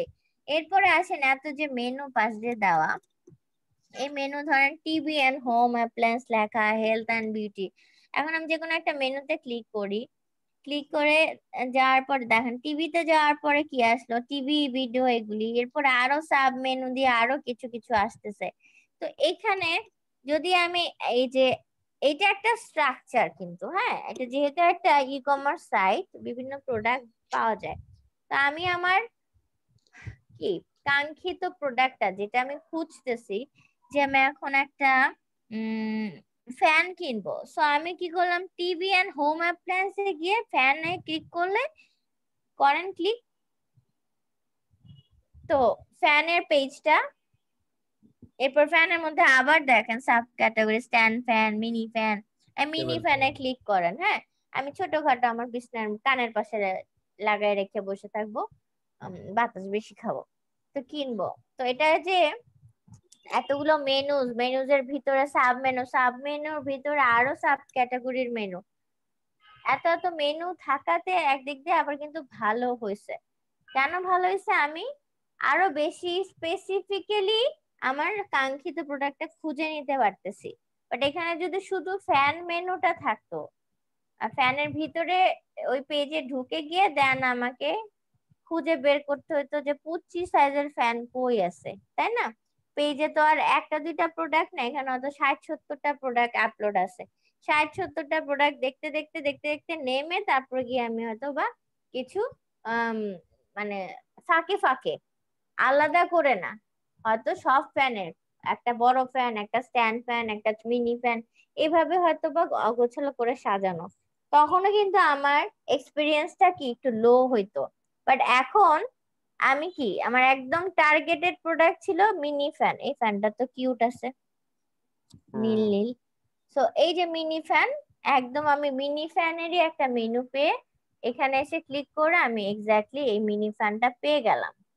তো এইটা কিন্তু আমার জন্য ইউজার এক্সপিরিয়েন্সটা ভালো হইলো। এখন যদি ওরা শুধু ফ্যানের একটা মেনু রাখতো আর ওই একটা মেনুতে সব ধরনের ফ্যান থাকতো, তখন কি হতো, পেজে এসে আমার সার্চের ইয়েটা বাড়তো, অনেকক্ষণ ধরে সার্চ করে আমি আমার পছন্দের জিনিসটা খুঁজে পেতাম। তো একদিক দিয়ে এখানে আমার ইউজার এক্সপিরিয়েন্সটা খারাপ হলো কি, যে বিভিন্ন অ্যাড ফ্যাড হাবি যাবে এইসবের জন্য ভাল লাগলো না।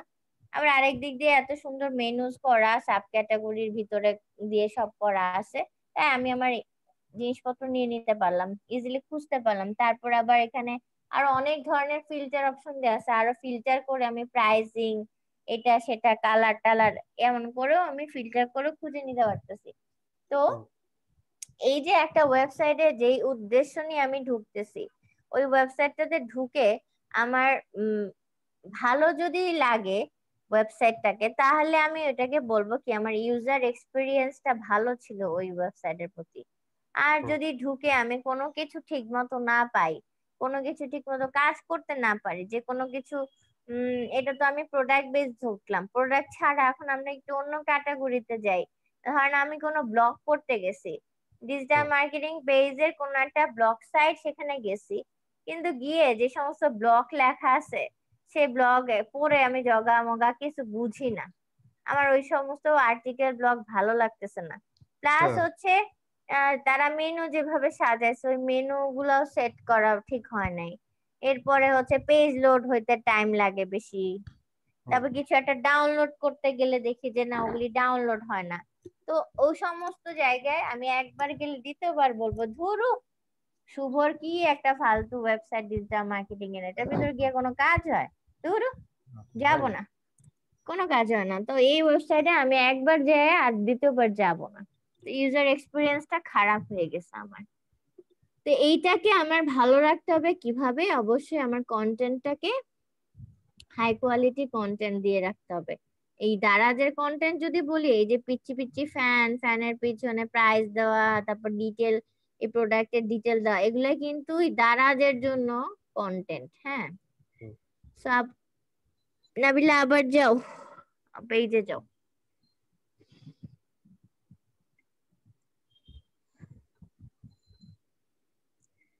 তারপরে আসেন well targeted content, the page targeted a specific search intent। এখন এইটা ইউজার এক্সপিরিয়েন্সের সাথে কানেক্টেড, যে ওয়েল টার্গেটেড, এটা যদি আমার একটা ব্লগ সাইট হয়, এবং আমার ব্লকের নিশগুলা হয় যে ডিজিটাল মার্কেটিং রিলেটেড, সেখানে অবশ্যই আমি ডিজিটাল মার্কেটিং এর Facebook marketing tips, SEO tips, email marketing tips, content marketing tips বা এই সমস্ত আপডেট গুলো নিয়ে, বা ওভারঅল একটা কাজ কিভাবে করা যায়, একটা প্ল্যাটফর্মের সেটিংস কোথায় কোনটা থাকে, এই সমস্ত কন্টেন্ট দিয়ে আমি আমার ডিজিটাল মার্কেটিং এর ওয়েবসাইটটা সাজাবো। নাকি আমি ডিজিটাল মার্কেটিং এর নিজ ধরে ওয়েবসাইট ক্রিয়েট করছি আর এটার ভিতরে গিয়ে আমি সাজেকেরও কিছু ব্লগ, ট্রাভেল ব্লগ পেয়ে গেছি, আবার কিছু কুকিং রেসিপিও পাইতেছি। এটা কোনো ভালো জিনিস হবে? হবে না। না সো আমাকে অবশ্যই ওয়েল টার্গেটেড কন্টেন্ট রাখতে হবে। আমার যে নিশটা নিয়ে আমি যে পারপাসটা নিয়ে আমার ওয়েবসাইট তৈরি করা, আমার সেটার উপর বেস করেই আমার ওই ওয়েবসাইটের সব কন্টেন্ট, টার্গেটেড কন্টেন্টই রাখতে হবে, যেটার উপর বেস করে আমার টার্গেটেড কাস্টমাররা আমার এখানে আসবে, অন্যদের দরকার নাই। আমার ট্রাভেল ব্লগের দরকার হলে সাজেক নিয়ে বা রাঙামাটি নিয়ে খাগড়াছড়ি নিয়ে কিছু বলতে গেলে আমি একটা ট্রাভেল ব্লগ সেট করি, ওখানে আমি সেগুলো রাখবো। তাহলে যারা ট্রাভেল ব্লগ করতে পছন্দ করে তারা ওখানে যে ওটা পড়বে। যাদের ফ্রিল্যান্সিং দরকার তারা এসে সাজেকে সৌন্দর্য দেখে একটু খুশি হবে, কিন্তু তাদের কাজে দিবে না। তাদের দরকার নতুন কি টিপস আসলো, সেটিংস এ কি চেঞ্জ হলো, কি আপডেট আসলো, এগুলো যা জানলে সে নতুন কিছু শিখতে পারবে, জানতে পারবে। তো সে আপনার ওয়েবসাইটে ওই জন্য আসবে। তো অবশ্যই আমার এটা বিজনেস হোক অথবা আমার পার্সোনাল ব্লগ হোক বা আমার যে উদ্দেশ্যে যে নিশের উপর বেস করে আমার ওয়েবসাইট হোক, আমার কন্টেন্ট গুলো অবশ্যই আমার নিশের উপর টার্গেটেড কন্টেন্ট হইতে হবে, ওয়েল টার্গেটেড কন্টেন্ট হইতে হবে। জি তারপরে নাম দেখি আর কি আছে। কিওয়ার্ড অপটিমাইজেশন তারপর আছে কিওয়ার্ড অপটিমাইজেশন। এইটা ছাড়া তো হবেই না। The page uses relevant keywords in the relevant places. অবশ্যই কিওয়ার্ড আমার যেই কন্টেন্ট আছে ওই কন্টেন্টের উপর বেস করে আমাকে ওই যে কিওয়ার্ড রিসার্চ করে বের করতে হবে 4-5টা ভালো কিওয়ার্ড, দেন ওই কিওয়ার্ডের উপর বেস করে কিন্তু আমার এই কন্টেন্টটাকে সাজাইতে হবে, এই কিওয়ার্ড গুলো এই কন্টেন্ট গুলোর ভিতরে বসাইতে হবে। তারপর ইমেজ অপটিমাইজেশন। ইমেজ অপটিমাইজেশনের মধ্যে পড়তেছে ওই যে আমরা পিকচার এসইও করছি, ঠিক সেম ওয়েতে এখানেও প্রত্যেকটা পিকচারেরও এসইও করা লাগে, এসইও করেই হচ্ছে পিকচার গুলো দিতে হয়।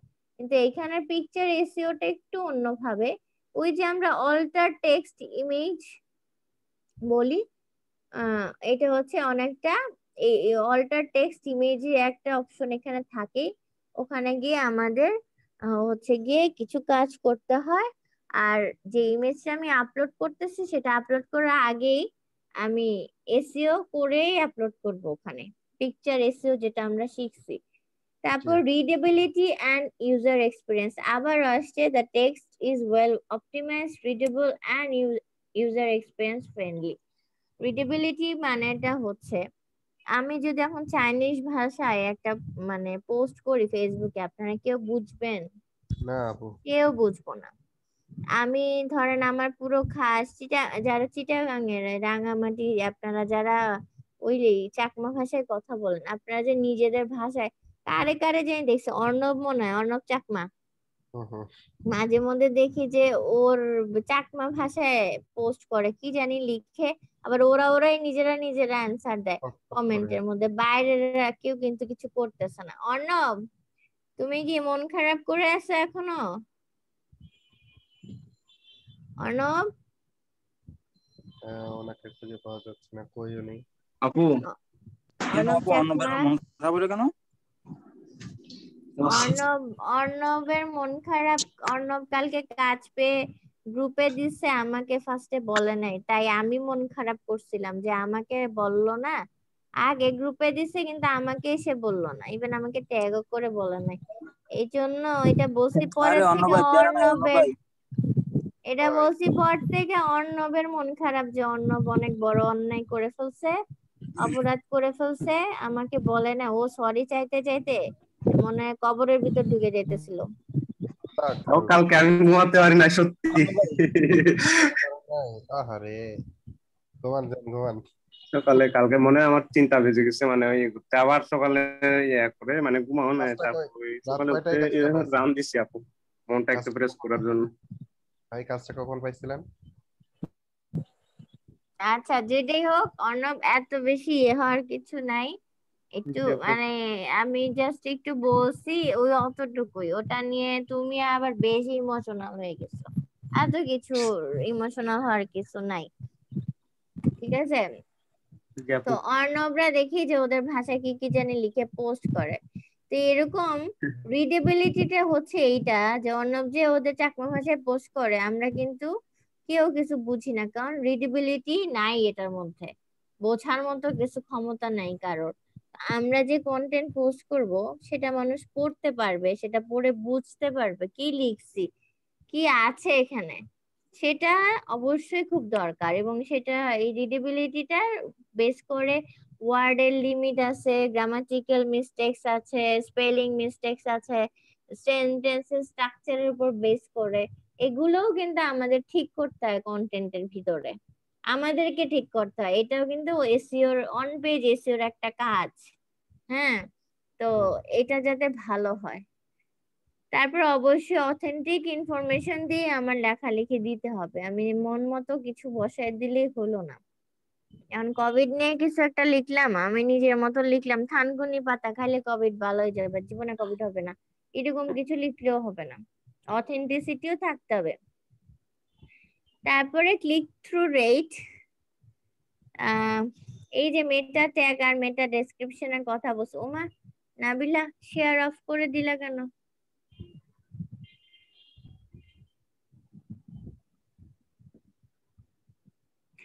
তো এই যে মেটা ট্যাগ, এগুলা আমাদের ওভাবে বুঝেই, মানে মেটা ট্যাগ আর মেটা টাইটেল তো আমি ওই সমস্ত কিওয়ার্ডই বসাবো যেগুলো র্যাঙ্কিং কিওয়ার্ড থাকে। তো যেগুলো র্যাঙ্কিং কিওয়ার্ড থাকে সেগুলোর তো অবশ্যই ওই যে দেখলাম না কিওয়ার্ড রিসার্চ ক্লাসে সিপিসি থাকে, প্রত্যেকটা ক্লিকের উপরে কোন ওয়ার্ডের ক্লিকে কত পরিমাণ পে করে গুগল, সেটা কিন্তু থাকে। তো অবশ্যই আমাকে ওই ধরনের কিওয়ার্ড দিয়ে টাইটেল আর হচ্ছে মেটা ডেসক্রিপশন দিতে হবে, যেটা কিনা ক্লিক থ্রু রেটটা আমার হাই থাকবে। এখন নামের নিচে এখানে দেখেন খাবারের মতো করে একটা লেখা আছে EAT, ইট, ইটটা ফলো করতে হবে। এখন ইটের ফুলটা কি? এক্সপার্টিস, অথরিটেটিভনেস, এইটা উচ্চারণ করতে অলওয়েজ আমার দাঁড়টা বাজে, আর ট্রাস্ট অর্ডিনেস। এখন আমি যেইটার উপর ব্লগ বা ওয়েবসাইট বানাচ্ছি সেটার এক্সপার্টিস অবশ্যই হইতে হবে। এক্সপার্টিসের ব্যাপারটা বলা হচ্ছে, ধরুন আমি ই কমার্স বা প্রোডাক্ট মানে প্রোডাক্ট বেসড ওয়েবসাইটের ক্ষেত্রে একটু বোঝানোটা টাফ হবে এক্সপার্টিসের ব্যাপার, বাট আমি যদি ধরেন আমাদের ডিজিটাল মার্কেটিং দিয়ে বুঝাইতে চাই, আমি ডিজিটাল মার্কেটিং এর কিছু টিপস দিলাম, টিপস সহ একটা হচ্ছে ব্লগ আর্টিকেল পোস্ট করলাম, কিন্তু আমি কতটা এক্সপার্ট নিজে, আমি তো নিজের মতো করেই খালি দিয়ে দিলে হবে না, আমি যে এটা নিজে এটাতে কতখানি এক্সপার্ট, আমার কাছে কতটা মানে কার্যকরী টিপস ট্রিক্স আছে, সেটা জেনে বুঝে আমি সেই ধরনের পোস্ট করব। আদারওয়াইজ আমি ওরকম ভালো কিছু না জানলে, আমি ওগুলি আমার এক্সপার্টিস কম থাকলে আমি নিশ্চয়ই এটা নিয়ে বলতে যাবো না। এই যে করোনা নিয়ে বললাম, যে করোনার ব্যাপারে আমি যদি একটা ডক্টর হই, তো I can post relevant thing, যেটা অ্যাজ এ ডক্টর আমি জানি, এবং আমি অথেন্টিক ইনফরমেশন দিয়ে করোনার উপরে কিছু একটা দিতে পারবো, কারণ আমি এখানে এক্সপার্ট। বাট আমি আমজনতা হয়ে করোনার উপর কিছু একটা লিখতে গেলে চিকিৎসা নিয়ে, সেটা অবশ্যই খুব একটা অথেন্টিক হবে না, কারণ আমি কতটুকুই বা জানি, আমার এখানে এক্সপার্টিসটা কতটুকুই আছে। তারপরে হচ্ছে অথরিটি, আমি ঠিক মতো উচ্চারণ করি, অথরিটেটিভনেস, ওই যে ডোমেন অথরিটির মতো এখানেও ওই জিনিসটা কাজ করে, যে আপনার এটা কতটা বিলিভেবল, কতটা অথেন্টিক, অথেন্টিসিটি কতটা আছে আপনি যে জিনিসটা পোস্ট করছেন দিচ্ছেন। তারপরে আসতে হচ্ছে কি ট্রাস্ট ওর্দিনেস, যে আপনার একটা বিশ্বাসযোগ্যতা কত হবে। তো ওই করোনার উদাহরণ দিয়ে যদি বলি, আমি অ্যাজ এ ডক্টর একটা করোনা রিলেটেড কন্টেন্ট পোস্ট করলে এটা যতটা এক্সপার্ট লেভেলের একটা পোস্ট হবে, যেটার অথেন্টিসিটি যত ভালো হবে, মানুষ যেটা যতটা ভালো বিশ্বাসযোগ্য হবে মানুষের কাছে, সেটা ওই অনুযায়ী আমি একটা ডিজিটাল মার্কেটিং এর ফ্রিল্যান্সার হিসেবে কোভিড নিয়ে কোনো পোস্ট দিলে সেটা ততটা কি হবে না, অথেন্টিকও হবে না, ট্রাস্টওয়ার্দিনেসও থাকবে না ওটার মধ্যে এক্সপার্টিজও থাকতেছে না। মানে আমি তো ওইটার বান্দাই না। তো অবশ্যই ইএটি ফলো করতে হবে, যে আপনার যে নিশ, সে নিশ ওয়াইজ আপনাকে আপনার মানে ওয়েবসাইটে যাদেরকে দিয়ে কাজ করাবেন, অবশ্যই আপনি এক্সপার্ট, অথেন্টিক পারসন এবং ট্রাস্টওয়ার্দি পারসন দিয়ে করাবেন আপনার কন্টেন্টের কাজগুলো, যে সেই জায়গাটাতে তার কোয়ালিফিকেশন বা ক্যাপাবিলিটি অনেক ভালো আছে। সো ওইটাকে বলা হচ্ছে ইএটি। ইএটিটা হচ্ছে গিয়ে ফলো করে রাখতে হয়। তারপর নামের নিচে আর কি আছে, এই মুখে মুখে মানে থিওরি করে বলতে বলতে, এই ওয়ানে কি ছিল, ওয়ানে কি ছিল, ওয়ানে কি ইএটি ছিল না, it ওয়ানে Yes. ইট ছিল, আচ্ছা। to a title tag. তারপরে টুতে হচ্ছে টাইটেল ট্যাগ। তারপর নামেন তো নিচে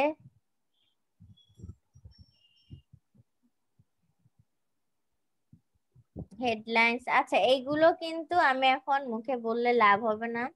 এগুলো এখন এগুলো হচ্ছে এগুলো মুখে বলার জিনিসই না, এগুলো এখানে লেখা আছে, লেখাও পড়তে হবে এবং আমাকে ওয়ার্ডপ্রেসের ভিতরে গিয়ে হচ্ছে এটা কাজও করতে হবে, কাজ Okay. করতে হবে আর এদিকে এসে বলতে হবে, তাইলে বুঝবেন। এখন মুখে বললে কিছু বুঝবে না। এগুলা চলে গেছে একদম ডিরেক্ট এসইওর কাজের, স্টেপ বাই স্টেপ এসইওর কাজের।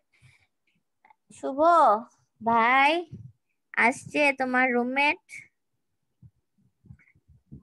আপু এই যে দাঁড়ায় আছে এখনো আপু। আরে কিভাবে কি করি আজকে আর। আপু আমার আপু আমার মতো কপাল পড়া কেউ নেই। আমার আমার তো অর্ণব, সিয়ার অর্ণব, তুমি তো অন পেজের এসইওর কাজ লাস্ট ব্যাচে তো করছো, তুমি তো কিছু জিনিস তো পারবা, রেদার দেন নাবিলা বা অন্যদের থেকে তুমি কিছু জিনিস পারবা স্ক্রিন শেয়ার করতে। সিয়ার আমি তো দেখিও না, নামের লিস্ট অর্ধেক নাই হয়ে রয়েছে। আপু আপু নাবিলা আপু ঢুকুক, সমস্যা নেই আপু। নাবিলা আপু দেখলাম সমস্যা নেই। আচ্ছা নাবিলা পারবে, আমি জানি। আমি নাবিলার মানে ক্যাপাবিলিটি নিয়ে হচ্ছে গিয়ে কোয়েশ্চেন তুলতেছি না, কোয়েশ্চেনটা হচ্ছে গিয়ে আমি এখান থেকে ইনস্ট্রাকশন দিব, দেন নাবিলা করবে। এটা একটু সময় সাপেক্ষ হয়ে যায়, বেশি লেন্দি হয়ে যায়, এইটা একটু ইরিটেটিং আর কি। এই জন্য আর কি মানে তোমাদের বেলায় হলে এটা একটু ইজি হতো। নাবিলা একটু যে ওয়েবসাইটের জি আপু। অ্যাডমিন প্যানেলে ঢুকো তুমি, তোমার সাবডোমেনে ঢুকো, সাবডোমেনের অ্যাডমিন প্যানেলে। আমি এসইওর কাজ ধরবো না আজকে, আমি জাস্ট প্লাগইন গুলা ইনস্টল করে ওই সেটিংসটা দেখা ছেড়ে দিব। এইভাবে কি ক্লাস নেওয়া যায়? না আপু, আমার মনে হয় না।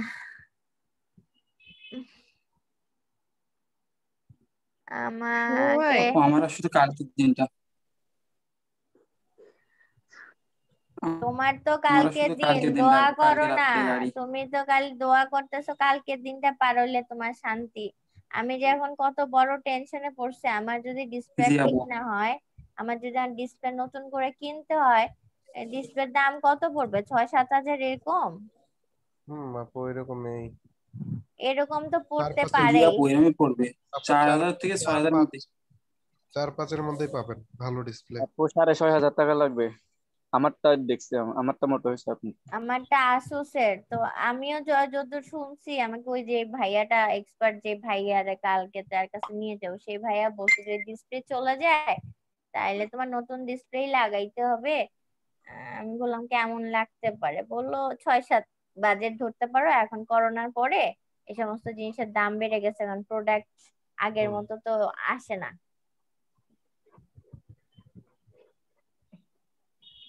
তো তারপরও যদি ঠিক হয় তো ভালো। আর এই 6-7 হাজার টাকা, সামনে ঈদ, আমি আচ্ছা নাবিলা শুভরে ডাকতেছিলা, শুভ দেখো নাবিলা ডাকে তোমাকে কেন, একটু ওরে হেল্প করো, অ্যাডমিন প্যানেলে মনে হয় ঢুকতে প্রবলেম হচ্ছে, আমি তো কিছু দেখি না এখান আচ্ছা থেকে, একটু বলে বলে হেল্প করে দাও। আপু, আপু আমি দেখছি আপু। আচ্ছা ঠিক আছে, ডট হ্যাঁ দেন, ঠিক আছে, ইয়ে দেন, স্ল্যাশ দেন, স্ল্যাশ অ্যাডমিন, হ্যাঁ হয়ে গেছে, ইন্টার দেন আপু, ইন্টার দেন। রুয়েল ভাইয়া মাশাআল্লাহ গুড গোয়িং। ও আচ্ছা, আমার হ্যাঁ হয়ে কালকের গেছে। টেক্সটে আজকে অ্যান্সার দিছে।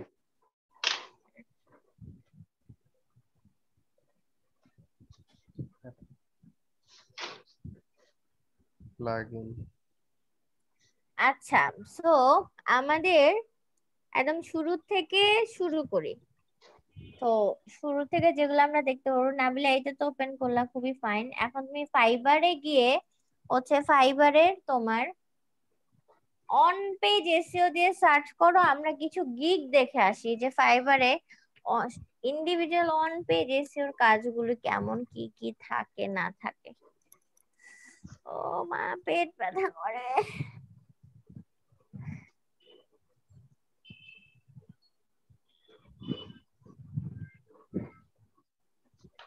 তুমি লগ ইন করা তোমার অ্যাকাউন্টে? জি আপু। আসসালামু আলাইকুম। আগামীকাল মঙ্গলবার 15 জুন 1 ঘন্টা ব্যাপী উন্মুক্ত আলোকায়ন। আমার জীবনের আলো অন্ধকার হয়ে গেছে, আমার আলোকায়ন সম্মেলনে যাইতে বলে।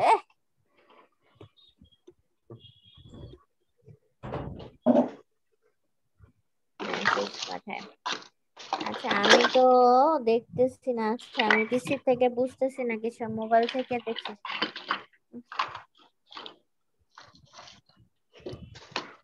আচ্ছা এখানে I will do on page SEO optimization, I will do on page optimization service of WordPress। আচ্ছা যে কোনো একজনেরটা ঢুকো, এখানে পাশাপাশি যে দুইজনের আছে প্রথমটাতেই ঢুকো, এই আব্দুর রহমান নাকি রহমান কি নাম 022, এটাতে ঢুকো। এ কে রে এত খটর খটর মটর মটর করতেছে?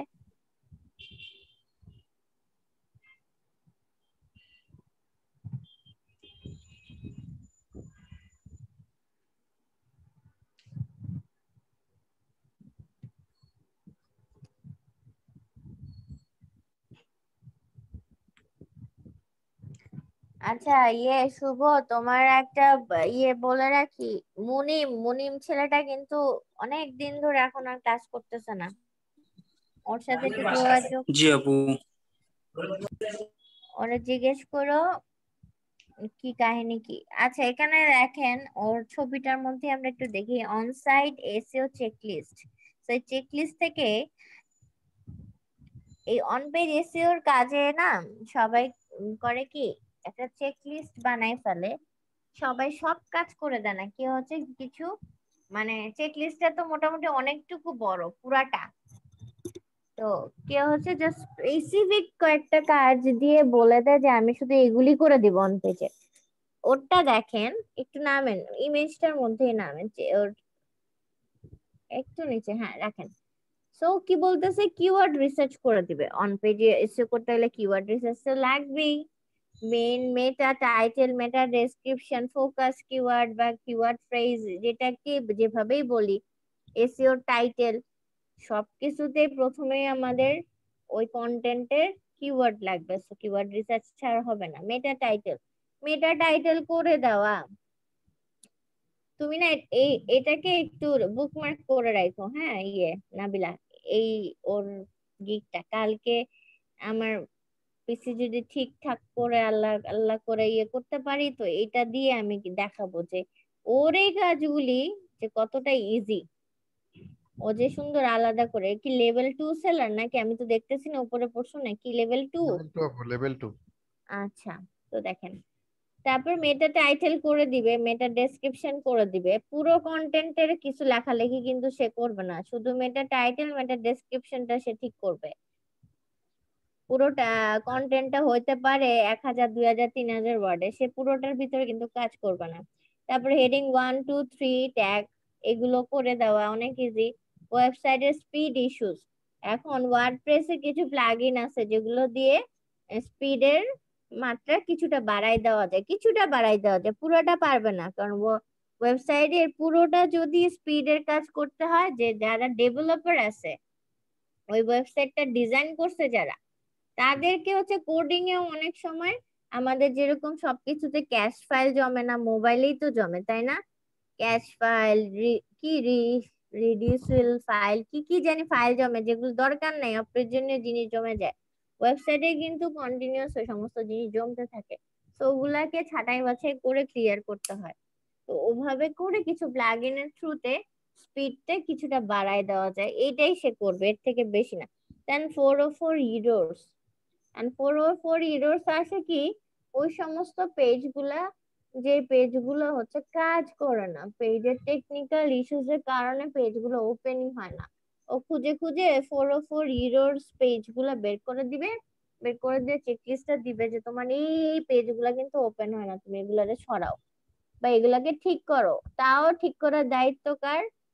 ডেভেলপারের। জি আপু। তারপরে আসে স্ট্রাকচারড ডেটা। স্ট্রাকচারড ডেটা, এখন এই স্ট্রাকচারড ডেটা সবকিছুর উপরে কিন্তু স্ট্রাকচারড ডেটা বসবে না। এটা যদি কোনো ব্লগ আইটেম মানে ব্লগ টাইপ আর্টিকেল টাইপ হয়, সেখানে স্ট্রাকচারড ডেটার কি কি আছে, বাট এখানে যদি কোনো ইনফরমেটিভ টাইপ ব্লগ হয়, যে কোনো ইনফরমেশনের উপরে বেস করে সেগুলো কন্টেন্ট আছে, সেখানে স্ট্রাকচারড ডেটা লাগবে। ফর এক্সাম্পল, সবচেয়ে ইজি এক্সাম্পল যদি দেই, যেটা কোনো ধরেন একটা মেডিকেল ওয়েবসাইট, সেখানে বিভিন্ন ধরনের মেডিসিন রিলেটেড পোস্টেড থাকে, এবং একটা মেডিসিন কোন উপাদান কতটুকু দেওয়া আছে না দেওয়া আছে, এটা কিভাবে বানানো হয়, সেগুলো কিন্তু একদম স্ট্রাকচার ডেটা। হ্যাঁ, সেখানে কি আপনার আগানো পিছনে উল্টাপাল্টা জিনিস দিয়ে কন্টেন্টটা লিখলে হচ্ছে না। আবার এটা যদি ট্রাভেল ব্লগের কথা বলেন, সেখানে স্ট্রাকচার ডেটা আপনার কি আছে? আপনি তো এটা একটা গল্পের ভঙ্গিতে ট্রাভেল ব্লগ দেখবেন। এরপরও ঠিক আছে, সবকিছুরই প্রত্যেকটা কন্টেন্টের একটা স্ট্রাকচার থাকে, যে এইভাবে লিখলে লেখাটা সুন্দর হয়, ওভাবে লিখলে আরো ভালো হবে। তারপরে সে ইমেজ অল্টার ট্যাগ, এইটাও সোজা। ওই আমরা ইনস্টাগ্রামে যেমন ইমেজের অল্টার ট্যাগে গিয়ে এটা কিসের ইমেজ বসাইছি প্লাস এখানে কিওয়ার্ড বসাইছি, এটাও সেম কাজ, এটাই বলতেছে। দেন হচ্ছে ইমেজ কম্প্রেশন, এই যে বললাম যে হাই রেজুলেশনের ইমেজ আমরা আপলোড দিলে পেজের স্পিড বা পেজের টেকনিক্যাল ইস্যুস ক্রিয়েট হয়ে যায়, সেটাও কম্প্রেশনটা কমাই দেওয়ার জন্য হচ্ছে বিভিন্ন প্লাগইন আছে, এগুলো সব হচ্ছে প্লাগইনের কাজ। ওখানে প্লাগইনে ইনস্টল করবে, প্লাগইন গুলা করে ওই প্লাগইন দিয়ে হচ্ছে ওয়ান ক্লিকে ঠিক করে ফেলবে এটা। তো তারপর ইউআরএল এর স্ট্রাকচার, ওই যে ইনবাউন্ড লিঙ্কিং আউটবাউন্ড লিঙ্কিং যেগুলো দিবে, সেটা অ্যাকচুয়ালি কোন লাইনে কোন ওয়ার্ডের মধ্যে কি পরিমাণ কিভাবে বসাবে, সেটাও স্ট্রাকচার বেজে করে দিবে। তো শুধুমাত্র অন পেজের কাজ করতে গেলে এইরকম করে চেকলিস্ট ধরে যদি আপনি করতে চান, তাহলে কিন্তু এসইও এর জন্য গিগ ধরতে পারবেন আপনারা কেউ কেউ। এবং ওই কাজগুলা আই হোপ আপনাদের মধ্যে, এই যে যারা অলরেডি মোটামুটি ভালোই, নাবিলা তো আছে, শুভ, কাউসারা, আপনি, উৎপল তো পারবে, রায়হানও পারবে, তুষার, কাজগুলো অনেকটাই না এখানে না এই শিফা, তারপরে মোটামুটি না এই ক্লাসে সবাই আছে পারার মতো, সঞ্জিতা আপু ওরা তো পারবেই। খালি ইমা আপু, কামরুন নাহার আপু, সিস্টা আপু, এই আপুরা এখন সংসারের ক্যাচালে এমনই মানে হয়ে মানে থাকে, বিজি থাকে, যে তারা প্র্যাকটিস করতে পারে না, এই জন্য একটু পারে কম। আদারওয়াইজ উনাদের মধ্যে সেই ক্যাপাবিলিটি আছে যে সমস্ত জিনিস পারার মতো। আর এদিকে ফাঁকিবাজ হয়েছে আরমান আর নুসরাত দুই ভাই বোনই ফাঁকিবাজ। এই তুমি মামা হয়ে আপু এই দুইটাকে আমু একটু কোন শাসন ভাগিবাজ না। করো না কেন? শুভ একটা কাজ করো। তুষার তুমি মামা হয়ে তোমার এই এই কি তোমার জি আপু, ভাগ্নে তো কে লাগে মামা? না? মামা নাকি চাচা না কি লাগো তুমি আরমানের আর ভাই ভাইয়া, নুসরাতের? ও আচ্ছা ভাইয়া ছোট বড় ভাই ভাই। বোন। ও আচ্ছা বড় ভাই হয়ে এই ছোট দুইটারে শাসন করো। এই ছোট দোনোটা ফাঁকিবাজ। নুসরাত সুন্দর সুন্দর ডিজাইন করে ছবি আপলোড দেয়, ক্লাসের জিনিস প্র্যাকটিসের মধ্যে আমার মনে হয় না জীবনে বসে পিসিতে। আপু আমি থাকি চট্টগ্রামে।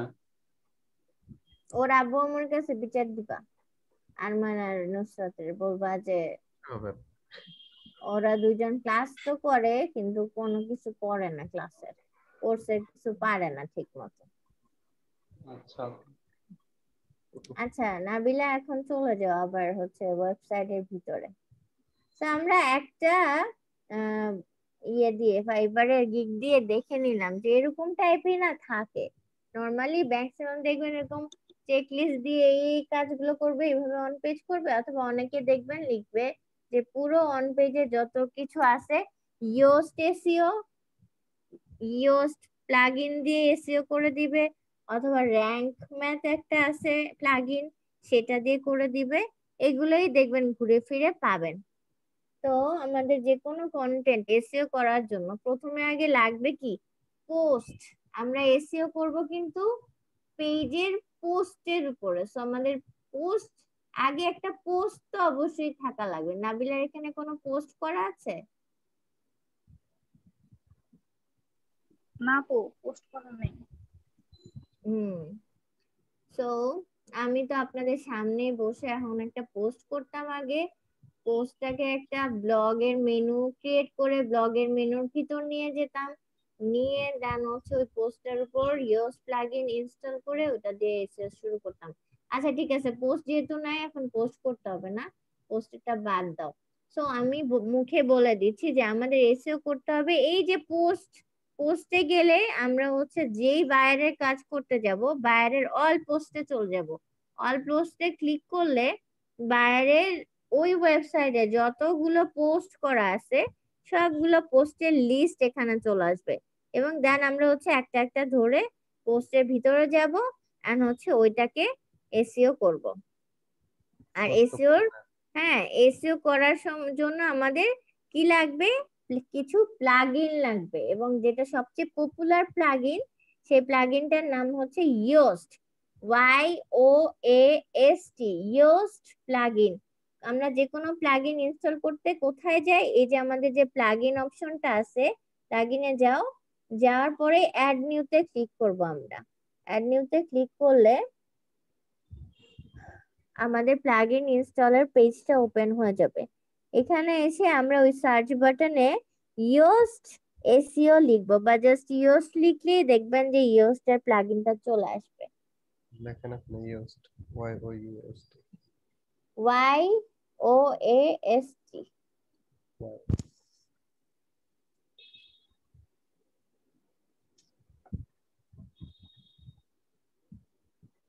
কি plugin found, no plugin found কি বলে?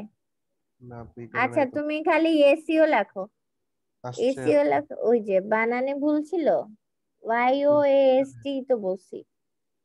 এটা পরে দিতে।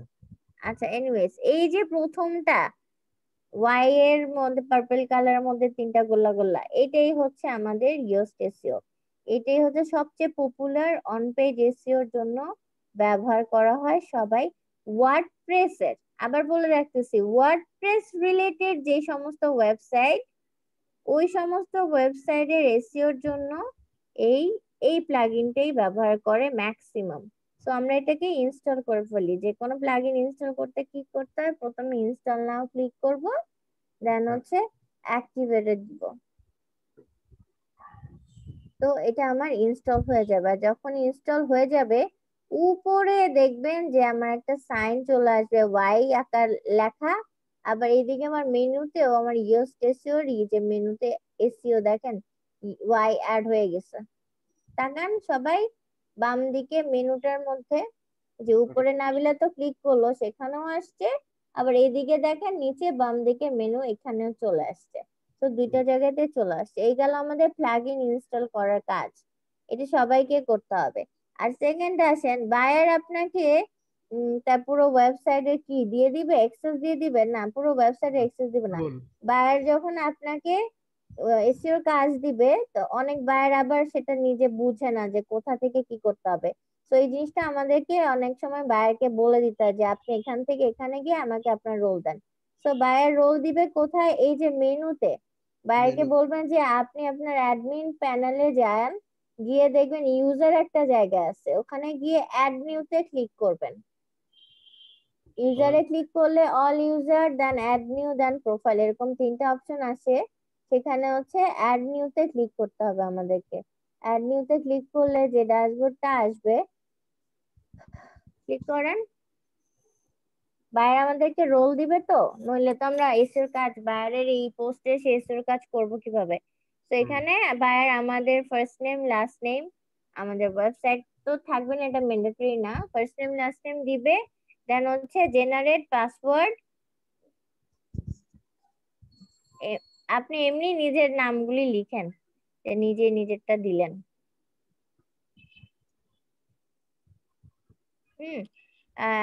ফার্স্ট নেম লাস্ট নেম দিবে, জেনারেট পাসওয়ার্ড দিলে প্রথমবার এই যে পাসওয়ার্ডটা আসছে না, এটাই বায়ার আপনাকে হচ্ছে প্রোভাইড করবে। পরে আপনি আপনার পাসওয়ার্ডটা চেঞ্জ করে নিতে পারবেন। দেন নিচে নামেন।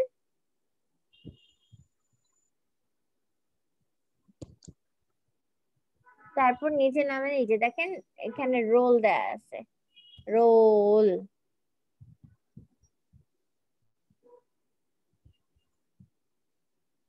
এই হচ্ছে রোল। সো আপনাকে এসইও কাজের জন্য অবশ্যই এসইও এডিটর দিবে, অথবা এসইও ম্যানেজার এটা দিতে পারে, বা ওভারঅল আপনাকে এডিটরের রোলও দিয়ে দিতে পারে। যদি আপনাকে দিয়ে মানে ওর ওয়েবসাইটের ধরেন আরো কিছু, শুধু যে অন পেজ এসইও সেটা না, অন পেজ ছাড়াও টেকনিক্যাল এসইও, অফ পেজের সব এসইও রিলেটেড যদি আরো কাজকর্ম দিতে চায়, তাহলে নিচের এডিটর রোলটাও দিয়ে দিতে পারবে।